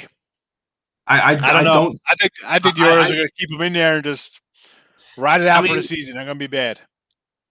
Yeah, he's going to at the end of the season have a 3-13 record with a 6 ERA. Like, he's not going to be a good pitcher this year. He is past his prime. There's a reason why he's been bounced around. There's a reason why he is where he is. The bad thing is that he's not really. I mean, hold on a second. Let me just look at something real fast here before I say this. 5.02 ERA, 0-1, 12 strikeouts, 1.33 WHIP. He's gone 14 and a third innings, allowed 8 runs on 16 hits. I was gonna say he's past his problem, but the sad thing is that like the reason he's past his problem is got hurt. He had like really only 2 good years. Yeah, and he's nothing after that. He had 15. He had 2013 and 2015, and that was that.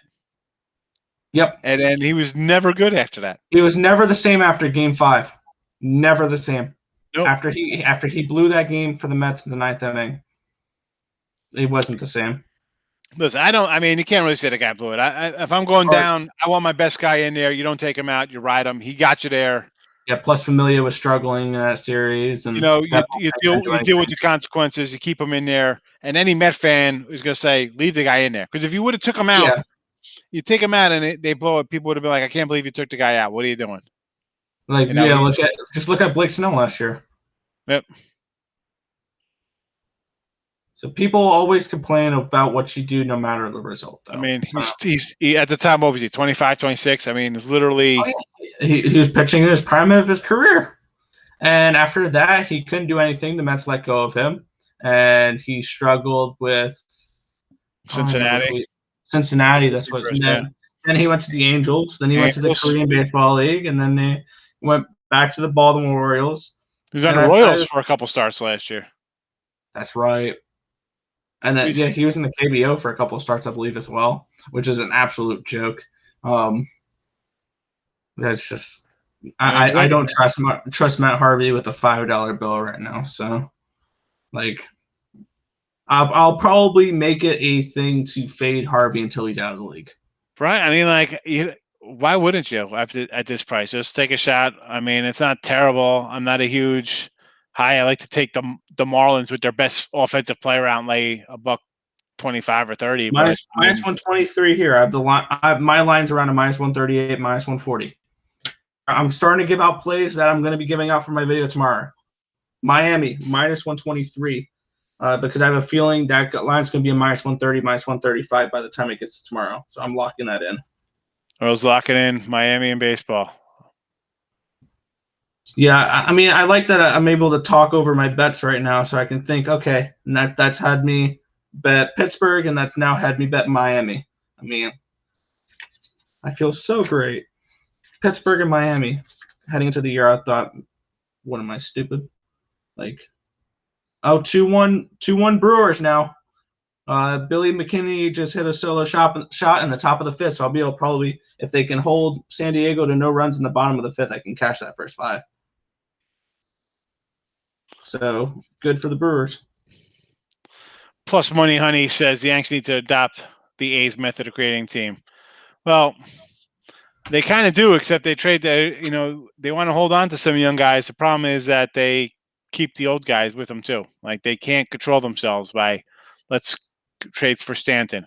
And I don't mind the DJ move. I like DJ. That's a solid move. But DJ LeMahieu is a great player. Yep. They stole him. Yeah, they didn't steal him, but they got him. Yeah, they so I had to go get my pen. My pen fell. I had to go get it. Yeah, but that's why I have multiple at the realm. They're ready for pencils here, so I don't have to chase after. I got you there covered. You go. All right. But yeah. I need to hold on to what's in my hand. This is my lucky one. This is what I wrote with. I can't switch it up. I love Moneyball as a movie. I like Moneyball. Great movie. Because they get on base. Yeah. You want me to say something? That's what this means when I point at you. They get on base. The best is the scouts where it's like David Justice. The guy's like, oh my god, Glenn Morshower. I like him. And then they rattle off 20 wins and then lose in the first round of the playoffs. So I remember like betting on those games. Like, I remember those games. And the funny thing is, like, we lose these guys. We lost Giambi, we lost Damon. But I mean, Engenhausen, is it? Yeah, but you know what? You still had Mulder. Who the heck's the other two? Mulder, Tim Hudson, and who's the guy who went to San Fran? The best lefty out of them all. Then he collapsed. Barry Zito were still your 3 starting pitchers. Oh, Mulder, wow. Hudson, Barry Zito. I remember him as a Giant. Yeah, he was awesome with the A's. And then on top of that, you had Jermaine Dye, who was still hitting 30 homers. Chavez and Tejada on the one side of diamond. Tejada was like an MVP kind of guy. I mean, you still had good players on that team. It's funny. Like you had better starting pitchers than the Yanks those years. Those three guys. Zito was a beast. He had a huge break on his pitch. He was awesome. Oh yeah, what a he was great. tough lefty. He was never someone you looked. Never. Yeah, he was never someone you wanted to face. Walrus, he did say he likes the Indians as well too, but I'm just putting a couple up here. He'll have them up on his Twitter. I will have a full slate breakdown with my brother tomorrow morning for baseball. I also have a full slate breakdown for hockey tomorrow as well. We got you covered here. Oh yeah. He's got your baseball. He's got your hockey. Yep. And if I give out a play in my video, I am personally betting them. That's how you know that I'm trying to prove that I'm for real here. I bet whatever plays that I give out in my videos. So when people come back and say, "Oh, you suck. Your plays did terrible tonight," I'm aware I lost the money from them. Thank you very much. But like I'm trying. It's just you're putting your plays out there. You're because you can easily show that some nights you really suck at what you do, and then some nights you're really good at what you do. So that's also the added fun pressure of handicapping for the public to see. So it's fun to do that. I said to people here, I said, a lot of games I give out, like in here, some of them are like borderline premium plays, and the games I bet on, I'm like, these are here. You can see how I do. Win or lose, they're there. And that's the games I like. I don't just come in here and say, take this game. No, I could. That's not real. I could tell you to take. There's, sides and totals. We could roll out 80 games a day. Yeah, start adding them all up. I'm not giving that out. That's not. I tell people I got no opinion on that game. I'm not gonna lie to you. Why am I gonna? I say if I don't have money on it, I'm not talking you off it. You're ready to bet on what you want to bet on. Knock yourself out. Don't make me. It's not my money. I'm not betting it. So don't make my thought change your mind. You're ready to put your money down on it. Yep. And one thing I'll do is if I like a play, but I'm not going to bet it, I'm not going to give it out as a play, but I'm going to say, oh, I lean towards the under tomorrow morning. Like I lean towards that, or I lean towards the Vegas Golden Knights. I'm looking at the Knights right here, but like I lean towards certain plays. That's where I would go if I have to bet it. I'm not. And then that's my code of saying I'm not betting it. Yeah. But if I were to bet it, that's where I'm going. And that's what I try to do. I say, listen, close to being a play. I like it. Would I do it? Yes, but no, because sometimes you just have too many games out. Like you can't just bet every game. Oh, yeah, and there's some slates where I'll look and be like, it's an 8-game slate, and I've already got 5 plays. All right, that's enough. Like I'm not out here trying to give out a play for every game. But if I really like the slate, I'll give out a play for 5-6 games out of 8. Like if I really, really like the slate, that's how you know is I'll give out 6 plays. But I'm not out here trying to give out more than half the games. And it's tough because sometimes you look at it and you're like, all right, I like 1 or 2 games you go through and you start going through numbers and things, and then next thing you know, like then you're out, you're like, wow, now I got plays on every game here. And then, like I said to somebody the other day, I said, I had a bad day and I didn't bounce. I didn't come back with like a lot of games. I had a shorter schedule. I'm like, you leave a winner out there, but I said, I don't want people think, especially newer people, to gambling. Like I'm out here, you have a losing day, you lose a couple picks, and then the next day you come back to go over the top with like another huge amount, like you're trying to get back. I'm definitely not doing that. I'm trying to find games I like, but you don't want to like, or at least me, I didn't want to like make it seem as if I'm scaring people like, oh my goodness, you lose 2 games, you come back and bet 5 the next day. That's not it at all. If I win 5 the next day, I could come back with 7 the day. It doesn't make a difference. If the game is what you like it is what it like. But sometimes you got to be like, you know what? You got to rein it in a little because, you do chats. If you talk to people and be like, you know what? I kind of like that. I could get into that. And then you get off and you start getting into a game. You're like, all right, I'm with you here. I'm going to follow that thought. I kind of like it. This guy sort of likes it. You get that confirmation bias. And next thing you know, there's 14 Major League Baseball games. You have 9 and 6 totals. And you're like, what the heck just happened here? And then all of a sudden you got a hockey's added into it. Then you have 20 points bet on a Monday night. You throw in a couple NBA plays. And yeah, I think today I had a decent amount of plays for today. I posted my card on Twitter. I think I had like 20 plays combined between baseball, hockey, or not 20 plays, probably like 15 plays combined between baseball, hockey, and NBA. I crunched a couple numbers, got some totals, whatever. But I don't Yeah, follow the NBA like that. But I'll look at my way of crunching numbers for totals, exactly. And try to and find something. I've even done that test. Like I've looked at a way to potentially like predict a number for a total for a basketball game, and I've used that strategy and I've practiced it. I did it with college. I've done it a little bit with NBA, and then when I really wanted to just test it out, I'd throw like $5 on and try to do and crunch numbers for Chinese basketball or whatever. Like I don't know any of the players. I don't know any of the teams. But You if a don't have line's to. off, the line's off. The That's number's a that. I number. don't have I tell to. people all the time, Basketball like is predictable like that. I tell people, I said, I don't know a bunch of guys. That's not what I'm looking at. I don't care. I mean, short of like football, short of the starting quarterback or not, I do not care about who's playing or not. I don't. I need the number. It's about Mm-hmm. the number. And I tell people, I said, I didn't have live TV in my house for 9 years. I just streamed, and even then I wasn't watching. I mean, I had little guys. Saturday it's September. I'm going out picking apples. We're apple Yeah, picking. We're going. On hay rides. It's October. We're pumpkin. I'm not watching games on a Sunday. Hey, let me come home and yeah, let's watch football. That's not happening in my house. I got little ones. I was never a huge.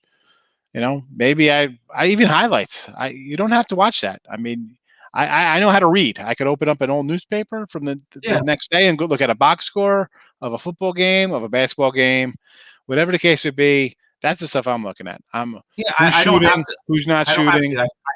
I can look at my ESPN app, and I can go on to the site I use to look at stats, covers.com. That's Yeah. the stats site I use.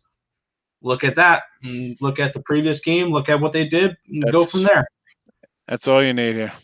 Go through the Like stats. You don't have to watch I don't everything. need to watch the games to make the picks, because you can look at statistics for that. Like there's ways to do it without watching the games. Because I've heard a lot of professional bettors, the ones that bet $1,000 on each game, they'll bet to beat the line movement, and that's it. Their job's done. They'll go and live their life and whatever. Yeah. Like I heard there was this one professional bettor that doesn't even know the rules to some games that he bets on, and he's a 55-60% better for lifetime. Yeah. Like people are able to do it without watching games. I know a pro For me, here. I watch the games because I like the entertainment factor of it too, and I love sweating out a bet. But like, I don't need to watch the games. I can just scoreboard watch. I got a pro guy here in Jersey, and he's on Twitter. He's well known, and we were chatting one day, and we started talking on the phone, got to know each other, and I said something about the game, and he's like, "I don't know who are you talking about," and he didn't know who Tom Coughlin was of the Giants, like the head coach. Because I said something like, "I loved the Jags in Game 1 when whenever they played the Giants." I was like, "I had this game circled." He's like, "Who's that? Like, who's that guy?" He had no idea who it was. He's like, He goes, I'm bad. I mean, I joke about the names here. I don't know any of these players from the last 15 years in any sport, really. And he was dead on serious. He had no idea who head coaches were or anything. He's like that. He's like, I got my computers and that's it. It was just strictly straight up numbers to the guy. He had no idea who anybody was.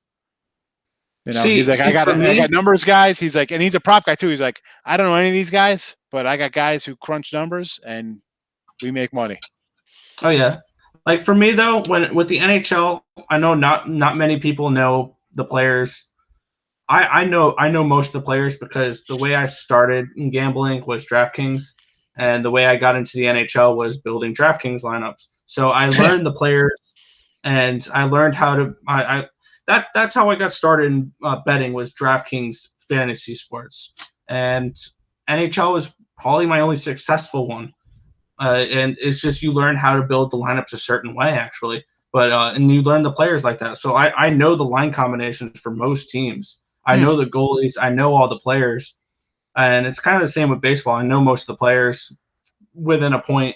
So I mean, I learned the players and all that. So it's not like I don't watch the games, but I don't need to watch the games. It's kind of, but I know so much for the NHL where I know players and I know when certain players are going good, some players are going bad.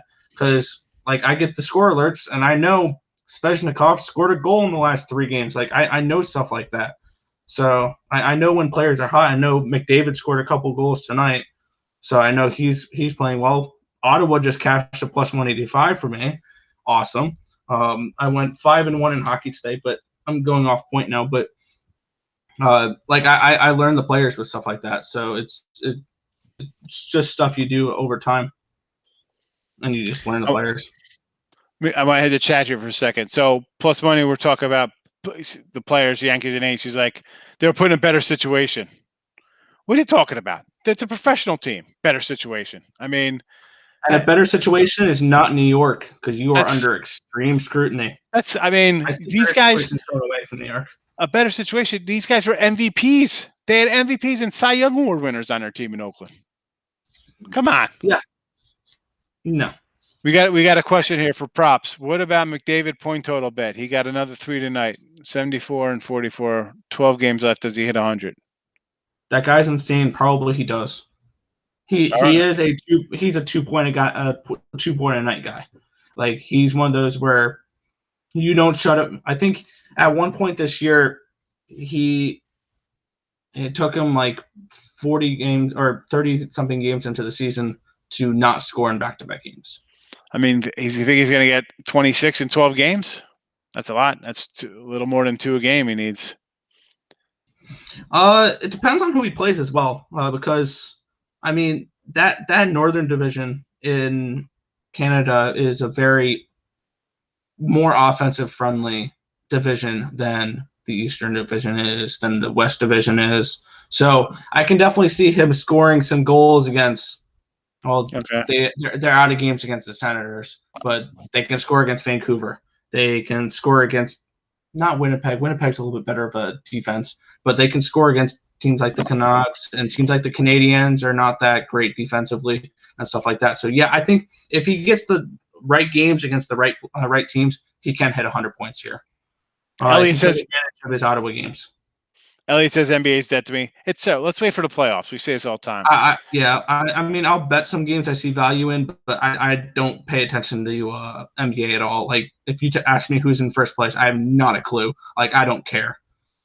Billy McCaffrey behind Bobby Hurley went to Vandy and was a superstar. Well, I mean, come on, it's Vanderbilt. Anybody could, you leave Duke, a basketball school, and go to Vanderbilt, an academic college, you'll be all right. I mean, I don't think he was a superstar. He was all right. Well, how old are you, Allie? Bobby Hurley. Prop it like it's hot. Earl said he had 19 plays. This is going back. This is, you start chatting, you fall behind in a conversation. I hate when people tell me my picks lost. I wrote 19 plays on Tim's board. Yeah, I know when we lose. Thanks for telling me. Yeah, we know, right? Yeah, thanks. I know. I see that minus 6 units. Thank you. I understand. Last night was not fun. 4-2 Seattle. No worries. Dodgers win. Haters going to hate on telling us we have a losing game. Kisses. Somebody's excited to get kisses. I remember I was 14 years old when I had to get a newspaper every single day to write down stats out of my 3 notebooks. I love the stats. I remember buying the National back in the 90s, but that was an awesome newspaper, the National. See, for me, I don't read anything, but I barely ever listen to music. I'll have something sports betting related playing on YouTube. Just playing? Yeah. I mean, when I start handicapping at night, it's your show. And then it's I watch a hockey video from the Mayo Media Network, because they have they post their hockey slate breakdown for the next day at 10 o'clock at night, or whenever it is, 10, 11 o'clock at night. So I'll usually watch that while I'm handicapping my videos. And then there's the hockey guy, which I watch him, and he reviews games from that day, and he'll look at games tomorrow and stuff like that. He's not better, but he knows hockey. I'd rather listen to sports talk than listen to music, though. That's just the way I am. And I need something on volume to focus on numbers. See, now there's so many shows you can listen to for sports betting. I remember back when I'll be doing my write-ups, and I would just have music playing something in the back, just like YouTube like videos. I'll go and play like whatever top 40 from like 86 or something, whatever it was, just random nonsense because there was nothing on. But then I found myself as I'm doing my write ups, I'd do like reread my thing before I put it in, and I'd always all of a sudden have like a little bit of a song lyric in there from like a line of the thing. Like as I'm typing, it just comes out onto my write up of my Yankee Met write up. It'll be like some random, and Yep. then because it's late at night, it's like 1 o'clock in the morning, and I'm just kind of thinking, and I'm like, oh my goodness, anybody see this? I gotta rewrite this out. Yep. That I will do that when I'll be doing my hockey handicapping, and then I'll be listening to a baseball video. And when I write down my stuff, I'll be like, oh, so and so goals scored per game, goals allowed per game, and I'm listening to a baseball video, and all of a sudden the Edmonton Oilers are averaging 3.2 runs a game. I'm like, what the hell am I writing? It happens. I Yeah, get and it, man. I'll start thinking hockey, or I'll start thinking baseball when I'm writing hockey, and vice versa. I've done the same thing where I'm writing down, oh, the Dodgers all of a sudden average 4.6 goals a game. I'm like, no. That's definitely not right. Or they have all of a sudden the Dodgers have a 235 goals allowed average. I'm like, no, that's batting average. That's not. Yeah, that'll happen to me a lot. I was talking about the A's and Moneyball. I got you. Oh I yeah. got you. I understand. Okay. I thought you were talking about like teams buying other players, Ali. I'm sorry. Yeah. Again, their abilities made better players. Absolutely. Absolutely. That guy really changed baseball because, I mean, it's taken, that was in, 20 some years ago. And now you see teams finally embracing that kind of, what? Why are we paying a guy at 29-30 top dollars when let's just get the best line in that, Ali's like the best line was when he says like, oh, it's romantic, baseball's romantic. The best line is when he says to Justice, he's like, I want to milk every ounce out of you, and you still want to play here. We're doing like, I want every piece of you at what you could give me right now, but you got to take the young guys under your wing and say, this is how you become a pro and stay in this league for 20 years. Absolutely. Here we go. That has serious Fresh Prince of Bel-Air vibes. With the tilted up lid. Yeah.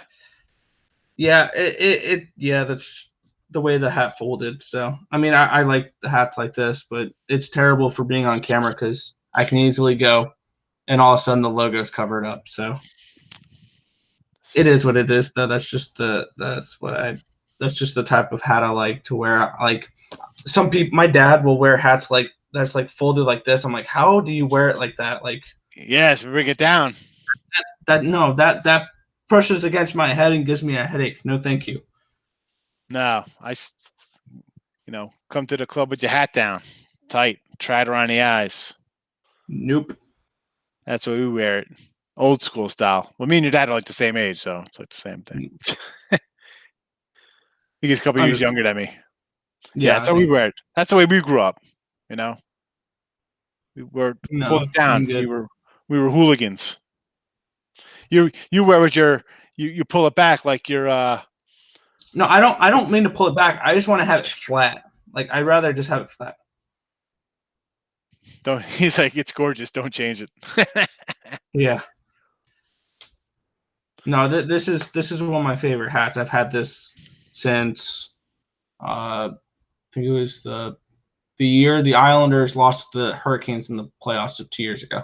That was like the first playoffs I focused on hockey. So this was from a little while ago, and this is a hat I've worn for a while.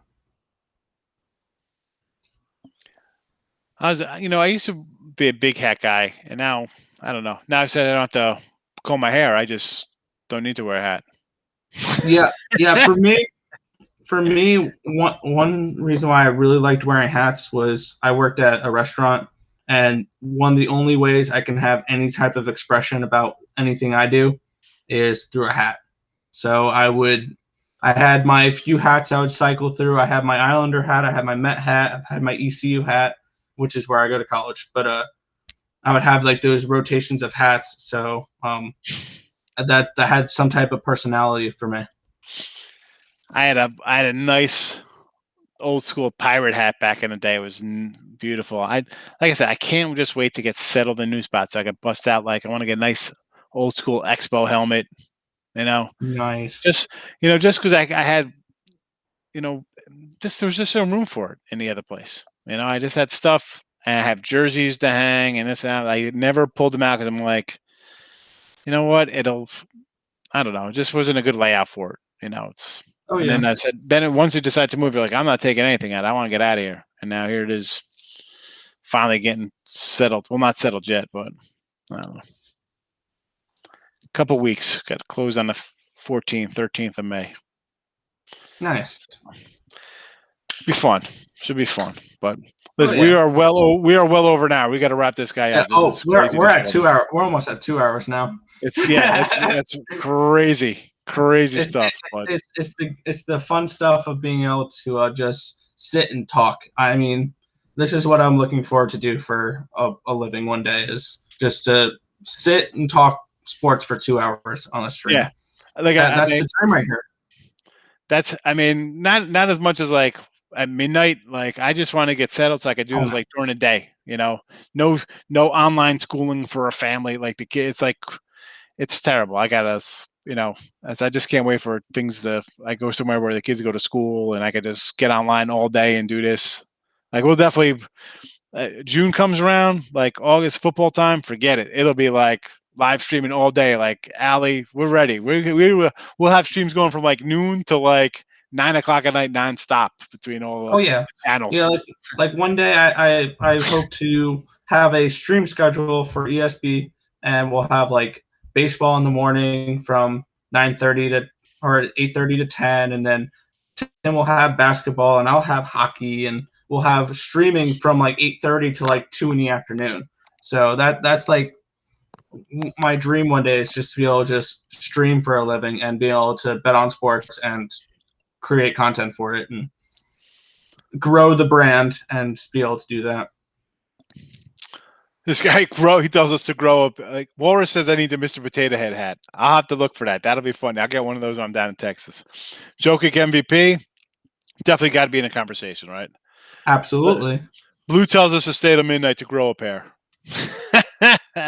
Elliot's just all right. Only 4 more minutes. Let's go. Elliot's ready to spark one like a degenerate. Yeah, it's 4 minutes till 4:20. All right, cool. I'm not staying for 4 minutes, Elliot. I don't care. And my drink it's a Crystal Light lemonade. That's it. That's the one thing I didn't grab. I didn't grab a drink for this. I was going to grab a Mountain Dew and just forgot. Oh well.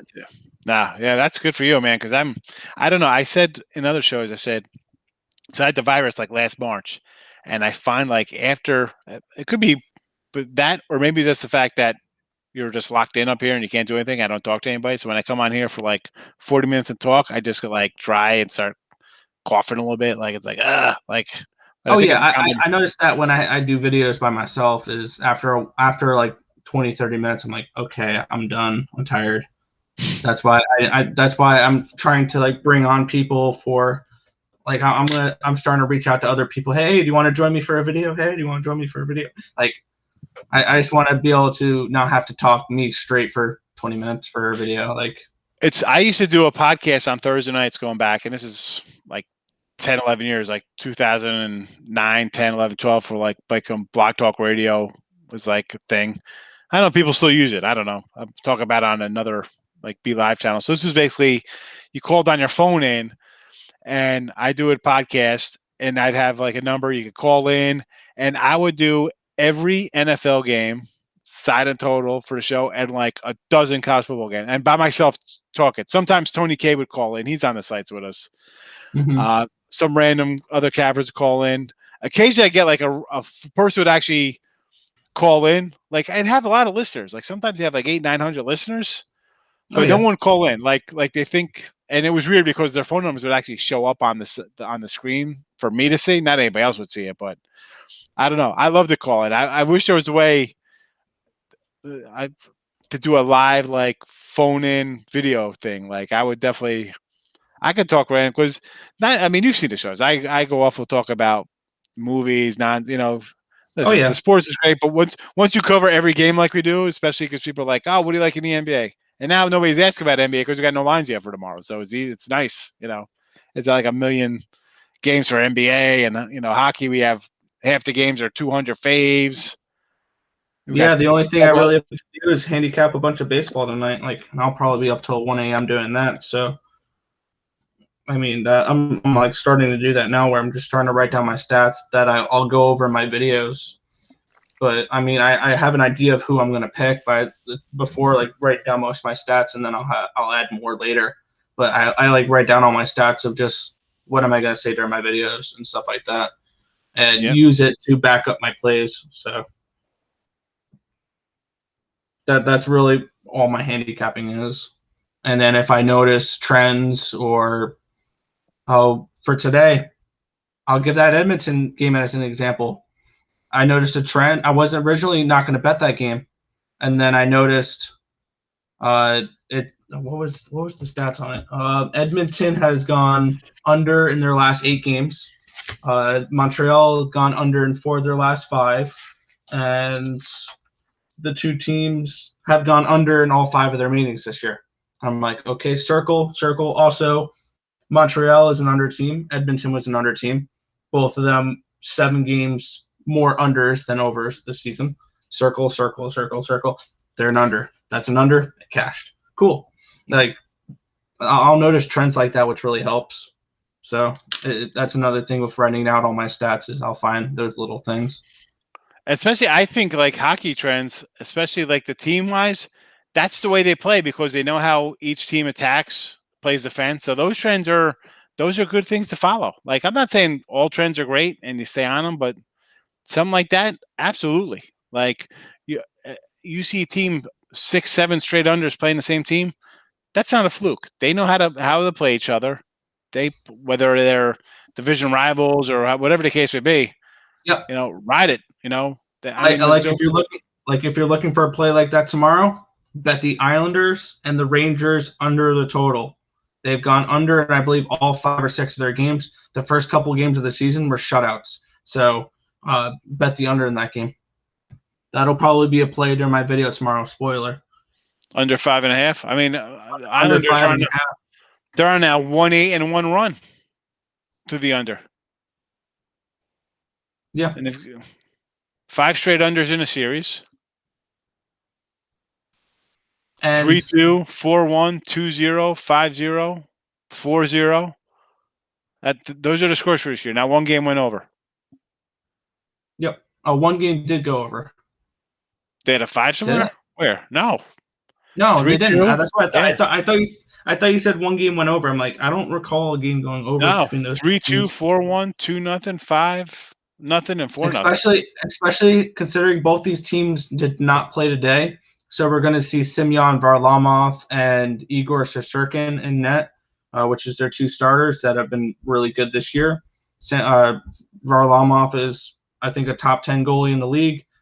So you're going to see not much scoring between those two. Plus, the Islanders are just a straight under team. That's the way Barry Trotz plays his defense. It's a tight forechecking, back-checking, limits the amount of shots on goal, and has good goaltending. That's just the way the Islanders play, and that's what I think is going to make them a very dangerous playoff team. Like I say, championships because they got physicality and they got speed as well. So 27-16 to the under for the Islanders, 25-18 to the under for the Rangers. Yep. Now most of those overs are at home though. So one thing I've noticed is the Islanders play almost exclusively to the unders. I think only 2 games have gone over for them on the road this year.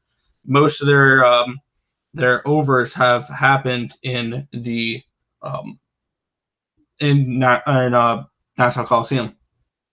So that's another trend to look at is if they play more overs at home, but this is a team that they're going to play the under to because this is a playoff style hockey game for tomorrow. So I like the under in that game. I'm seeing under at Minus 115 right now. I'm putting it I don't in hate that. I just put it in as a premium play on the site, so I'm going to bet it next. Nice. So I just talked you into a premium play there. There you go. Listen, this time of year, like much like NBA, I'm going to find something. You got two teams battling right? These are two teams. I'm sure there's player positions involved. They're not going to take a day off. No, the Rangers are a couple points behind Boston. I don't know if they're going to catch Boston though. It's going to be very difficult for the Rangers to make it in, so they're going to need all the points they can get. So at the very least, they're going to try to push for overtime tomorrow to at least steal a point. But yeah, this is a very important, much more important game for the Rangers than it is the Islanders. That's why I would probably lean more towards the Rangers, because the Islanders, I think, are in a pretty solid spot right now. And the East is not like the Central for seedings, where if you're in the Central right now, you really need that number one seed if you want to go far into this. Because if you're in that number one seed, you're playing in Nashville or Chicago in the first round. If you're a 2 seed, you're playing in Carolina, you're playing in a Tampa Bay, or you're playing in Florida in that first round in that 2-3 matchup. With the East, I mean, if you're the number one seed and you're getting Boston, that's not a fun matchup. If you're the 2 seed and you're getting Pittsburgh, that's not a fun matchup either. Or you're getting Washington, that's not a fun matchup either. So, I mean, the Islanders have their spot, I believe, pretty much locked in for the playoffs, and it's more on the Rangers here. So, yeah, the Islanders are at 60 points. They're up 8 points on the Rangers. You had mentioned like the way the Rangers have been playing stuff like this, and it's more important to them. I find when it's kind of crunch time like that, they're going to take less chances, more a little conservative. They're going to be on the defensive side, so they're not going to get caught with their pants down, or however you want to put it, where something stupid happens on their side of the zone. So that's another reason I kind of like to take an under in a spot like this, because you got one team who's going to be playing a little closer to vest, conservative. They don't mind grinding out a game here. So that's that's one thing that I'm looking to bet in these last. I think we're 3 weeks away from the playoffs now. I believe it's a 56 game season, and some teams already have 46 games under their belt.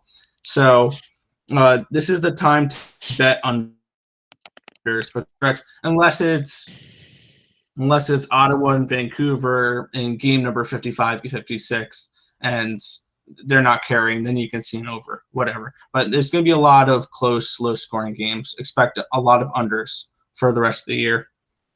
Good night, Jerry. That's just where I stand, especially on those close playoff battle games. Thanks for popping in. It's now, after midnight. Everybody go get stoned or whatever for your special holiday today. Did you ever, like Grandma? You ever see Grandma's Boy? You ever see Grandma's Boy? Never saw the movie? No. Oh, no. Go take your. Where's Allie? I know Allie's seen it. Allie, comment. Where's she at? I know the chat's like always a couple. Like I think it's like a minute behind in the chat. Oh yeah, it's I think it's at least a 10-second delay. Like what I'm saying right now, the chat will hear in like 10 seconds. That's one thing I've learned from streaming, because I used to stream a lot a while ago before I did betting and everything like that. I did a gaming channel which I streamed on, so I'm used to streaming and stuff like that. I'm used to being in front of a camera, so that's why I really like doing it. Yeah, I don't mind. I like coming out and chatting, talking. Absolutely, because this is like one of the only human interactions I get these days is live streams and stuff like that. And in my classes, like that's about it. Like I don't go outside often. I'm either in here doing classwork or in a class or handicapping, and then I'll go out and get lunch or whatever. Like I don't have much human interaction right now.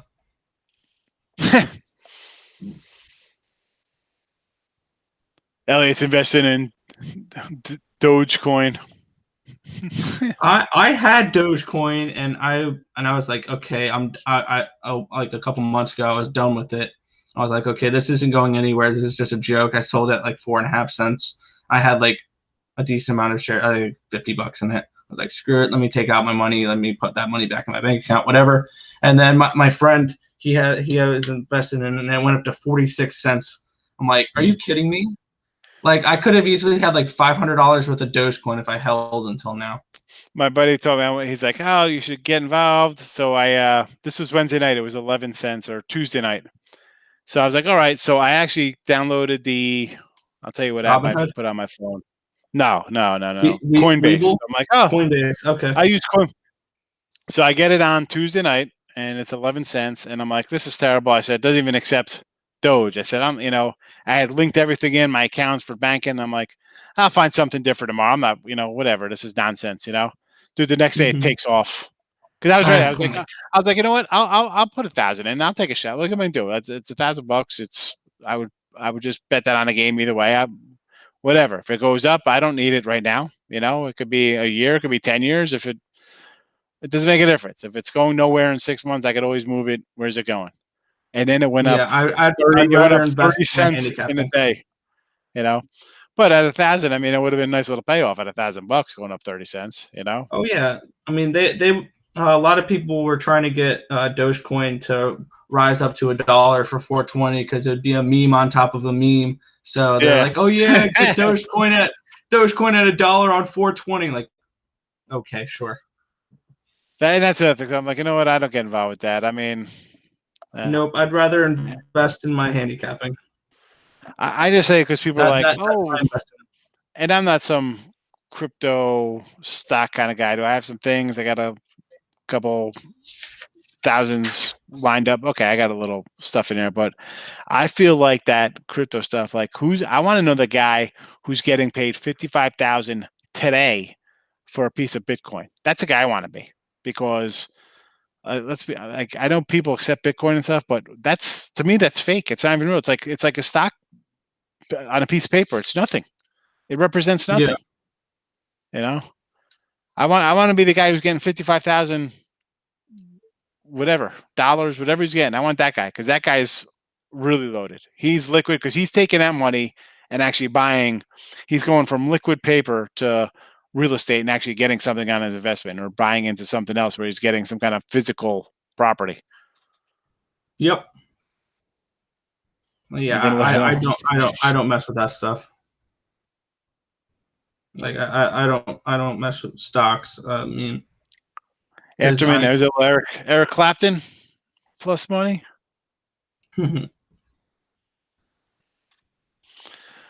All right, we're wrapping this puppy. This is a long one. Yeah, this was a 2-hour stream. I mean, it's time flies when you're just talking.